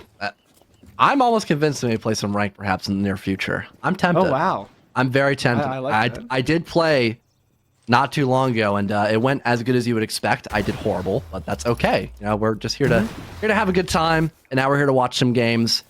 Nighthaven Labs IT wall opened up almost immediately. You almost see this pressure point like on any kind of site you go to. I think this time it is storage in play. Sometimes you see teams just straight up barrel their way into the storage window, but that typically revolves a shield player. This time around, it looks like M80, they're going for a horizontal lurk, hoping off the back of some well-timed info, they could spot somebody who's isolated, again, spot the gap, go for that 1-for-1 gunfight, and then just kind of flood the site from there, while still having this cutoff over by IT. And it looks like they've got that. Maybe a drone detecting Zonky here. This could be dangerous, though, as he's on the mute, close quarter shotgun, and he's expecting this gunfight. Certainly expecting that play. Aiden Tax, though, with a big kill to open the round up for M80X. And that's exactly what they were looking for. The opening pick has dictated so much. When M80X are on the losing side of it, they look lost. They look like their strategy has completely gone by the wayside and has to totally switch things up. When Outlast are on the losing side, they get very aggressive. And often that's something that M80X can use against them. C4 out of the window, but it's Dami who will take the damage. Not from the C4, but instead from the Vert. Grimby's in, but they're kind of just 5 Bs effectively all in the same spot. They're not going to spot anybody out, but eventually Aiden walks in and spots Dami out the old-fashioned way. Taking his head off, Vic bans another. Rice makes it a 1 versus 5 for Aimkey. And he wants to run outside to see if he can catch anybody out. He does manage to kill the cover. But the plant is down. 35 seconds for 4 players to die and a defuse to get hit. And that is certainly not a winning recipe for anybody. Down he goes, and M80X on to match point with that round win. Again, good info in the early round, and sure, it didn't initially kill the mute there. Also having that cutoff angle as well to stop anybody from assisting Zonky led to the opening entry, and after more info was established, they realized how open the bomb site was. And they already had the default cut established up above from that exothermic breach going off by IT, so they immediately just blast the site with players. using the Grim Bees to make more space, still having that lurk as well that could potentially be a threat in the late round. Just great synergy there by M80X, playing for the win con of that plant with the man advantage just to simplify with trades if need be. And now they've got series point at their fingertips here, officially grasping at it this time. Outlast need 2 more to secure overtime. They won 2 back-to-back once they secured overtime back on Chalet, but that was still a recovery there for M80X in the long run, winning that one 9-7. I almost thought that rounded it out flawlessly. I'm glad I didn't say that with the replay of the guy just running out with the bailiff. that was inspirational. Regardless of that, it seems like our technical issues as of right now, I'm going to knock on wood to hopefully keep that true, seems to be fixed for right now, and hopefully throughout the conclusion of map number 2, the series, and or map number 3, who knows. And we go to tank and assembly, which was, dominantly won by M80X 1 round, I think. And then, oh no, it was only played once, actually. My bad. It was played 1 time, and that was when Schmink got the 1v2 clutch. So it wasn't a terrible showing by M80X, but making some poor decisions towards the very end of that round in the final 10 seconds did cost them. But now they've got a little bit more time to think things through and hopefully not make the same mistake twice. That's the goal, obviously. Right. As still 2 rounds separate Outlast from forcing overtime. And they would need that to keep their hopes alive. Otherwise, it's M80X onto the semifinals of the Crucible. And with Outlast still on the ropes, they put Schmink back on the Mozzie. Yet again, really big emphasis on denying the drones from M80X, because that's something we noticed getting way better at the end of map 1. And so Outlast came into the second half of map 2, their defensive half, and said we need to deny this as soon as possible. Hasn't quite been working so far, as M80X are still 2 for 4 on their attacking rounds so far this half. A pretty solid start, and obviously, you only need 3, getting 2 of them through the first 4. The rate would suggest that they'll be able to pull this out of this 7-5 or 7-4 scoreline, but Outlast still with opportunities to adjust what they'd like, and M80X going at this basically from a full top-down setup, as it looks like they've got somebody going all the way up to that second floor breach. It's Aiden walking in through rafters, stomping already into the building. Is he ready for the threat from water? I don't think so. It's Aingi from Wave with a big kill, and the opening pick goes to Outlast. Simply not aware that Aimkey is right behind the doorway, and that's going to be a free kill onto the Ash being droned in solo. There is info here, Warehouse. Yeah, you did mention the drone economy here being a little weak. They are aware that there are 2 people up by rafters, though, and they did detect the Valkyrie. There's the fall off, and oh no. Might be once again just walking him blind. Yeah, Zonky waiting for him. Shotgun close quarters, making a mess of Aiden. That's diffuser control dropped, but Zonky just backs away, using the smoke grenade to bide some extra time for him to fall off and keep this man advantage solidified for Outlast. And it looks like it's a much better showing here, playing off the fact that sometimes if M80 try to cut corners on their info game, that it can cost them easy kills such as that. Bye-bye! Bye-bye! Through the wall, through the Maverick hole, the C4 is going to shut down Vic Vans. That's insane. He got blasted, but I'll tell you what, it's really hard sometimes, John. I know you're a color caster. I was color caster for 1 season of T2. It can be hard to see info denial manifest. This round is what it looks like. 2 players start the round off dying to people when they had no clue they were right around the corner. Still alive in this round are M80X, though. The C4 and the gas canister out, but the C4 doesn't quite kill. Franklin doesn't get the cover, though. Rice missed it. The smoke didn't hit him, the C4 didn't kill him, and he still isn't allowed to get the plant down. Now Rice in a 1 versus 4. I just don't quite think he's got what it takes, because not many people do. Teddy from behind will take a lot of damage, all things considered, and the shotgun from far will chip Rice a bit. But Teddy, ever the entertainer, trying to make sure this is as fun a 1v4 for us to watch as possible. And it basically is a foregone conclusion, so I do appreciate trying to make it a little bit more silly, but it's still an Outlast round. 1 round away from another overtime. Outlast there as well, showing good discipline, not overstaying their welcome on the roam. They get 2 kills, back away almost immediately, and just force M80X to execute there. Unfortunate for Rice that he had to reload his gun while trying to shoot the Valk, going in for that C4 toss. But perfectly timed swing by Outlast immediately after and using the utility to force out that planter. And that, again, forced Rice off the vert going down below in a 1v4. Not much else you could really ask for there. For the defensive side, a lot more consistent showing on the basement. And now we go back to Command. This is, again, one of the best bomb sites for the defensive team. So the question goes, will we see the 2-4 split? Will we see that cycle broken? Or are we going to have infinite overtime now procced for a second time in a row between Outlast and M80X? The lineup looking almost identical for Outlast, except emphasizing more on info with the Valkyrie rather than a Mira. And this time for M80X, they're bringing out the shield, which I don't think they really brought out too many times for this bomb site, Aiden. 5 seconds remaining. I don't think it was really something they've brought out yet at all, if memory serves. I know we saw Outlast bring it very early, but I believe this is the first time we've seen M80X on this map bring out this operator. And that mute jammer shield is precisely why, because they're going to set Zonky up on that.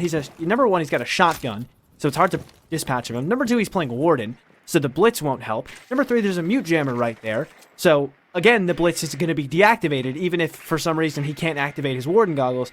And number four, it's just a shield setup in a hallway, so it could just be really tough to deal with, even in any other scenario than the ones I just posed. So, really tough position to deal with, but the blitz can certainly find impact somewhere else, or even there, if somebody else has to re-up the position instead of Zonky. So, M80X will start this round off very traditionally, just trying to get as many holes open as they can. Yet to use any Selmas, those will likely be used later on towards either the con wall or the rafters wall, as they get closer and closer to that site.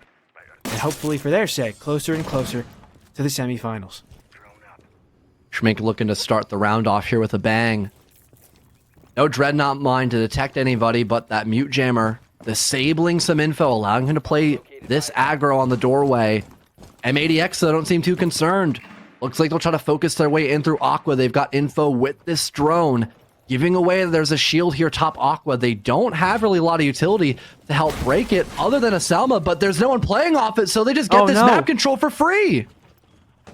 How did they let that happen? They're going to try and crouch but back in, but Zonky. it's not Zonky. He's on the bottom of wave stairs, but he's watched for. Aiden with a big kill, and then the blitz is starting to activate in through the CC hallway. Almost getting the kill is Aiden. He's got someone tucked in the corner, though, and Rice with the finish on the Teddy. It's a 4 versus 3, and now Outlast need to make a play, but everything they try is getting denied. Aim key up the water stairs. Needs to get more than just a 1. He almost finds a second, but Aiden Pro with the pistol. It's a 1 versus 3 for Tommy, getting walked down by Rice. The tier 1 pickup, the one to close it. M80X in their first game under the organization get a big win and lock themselves into the prize pool of the Crucible. Breaking the cycle. It's their 3rd attacking round win for this second half.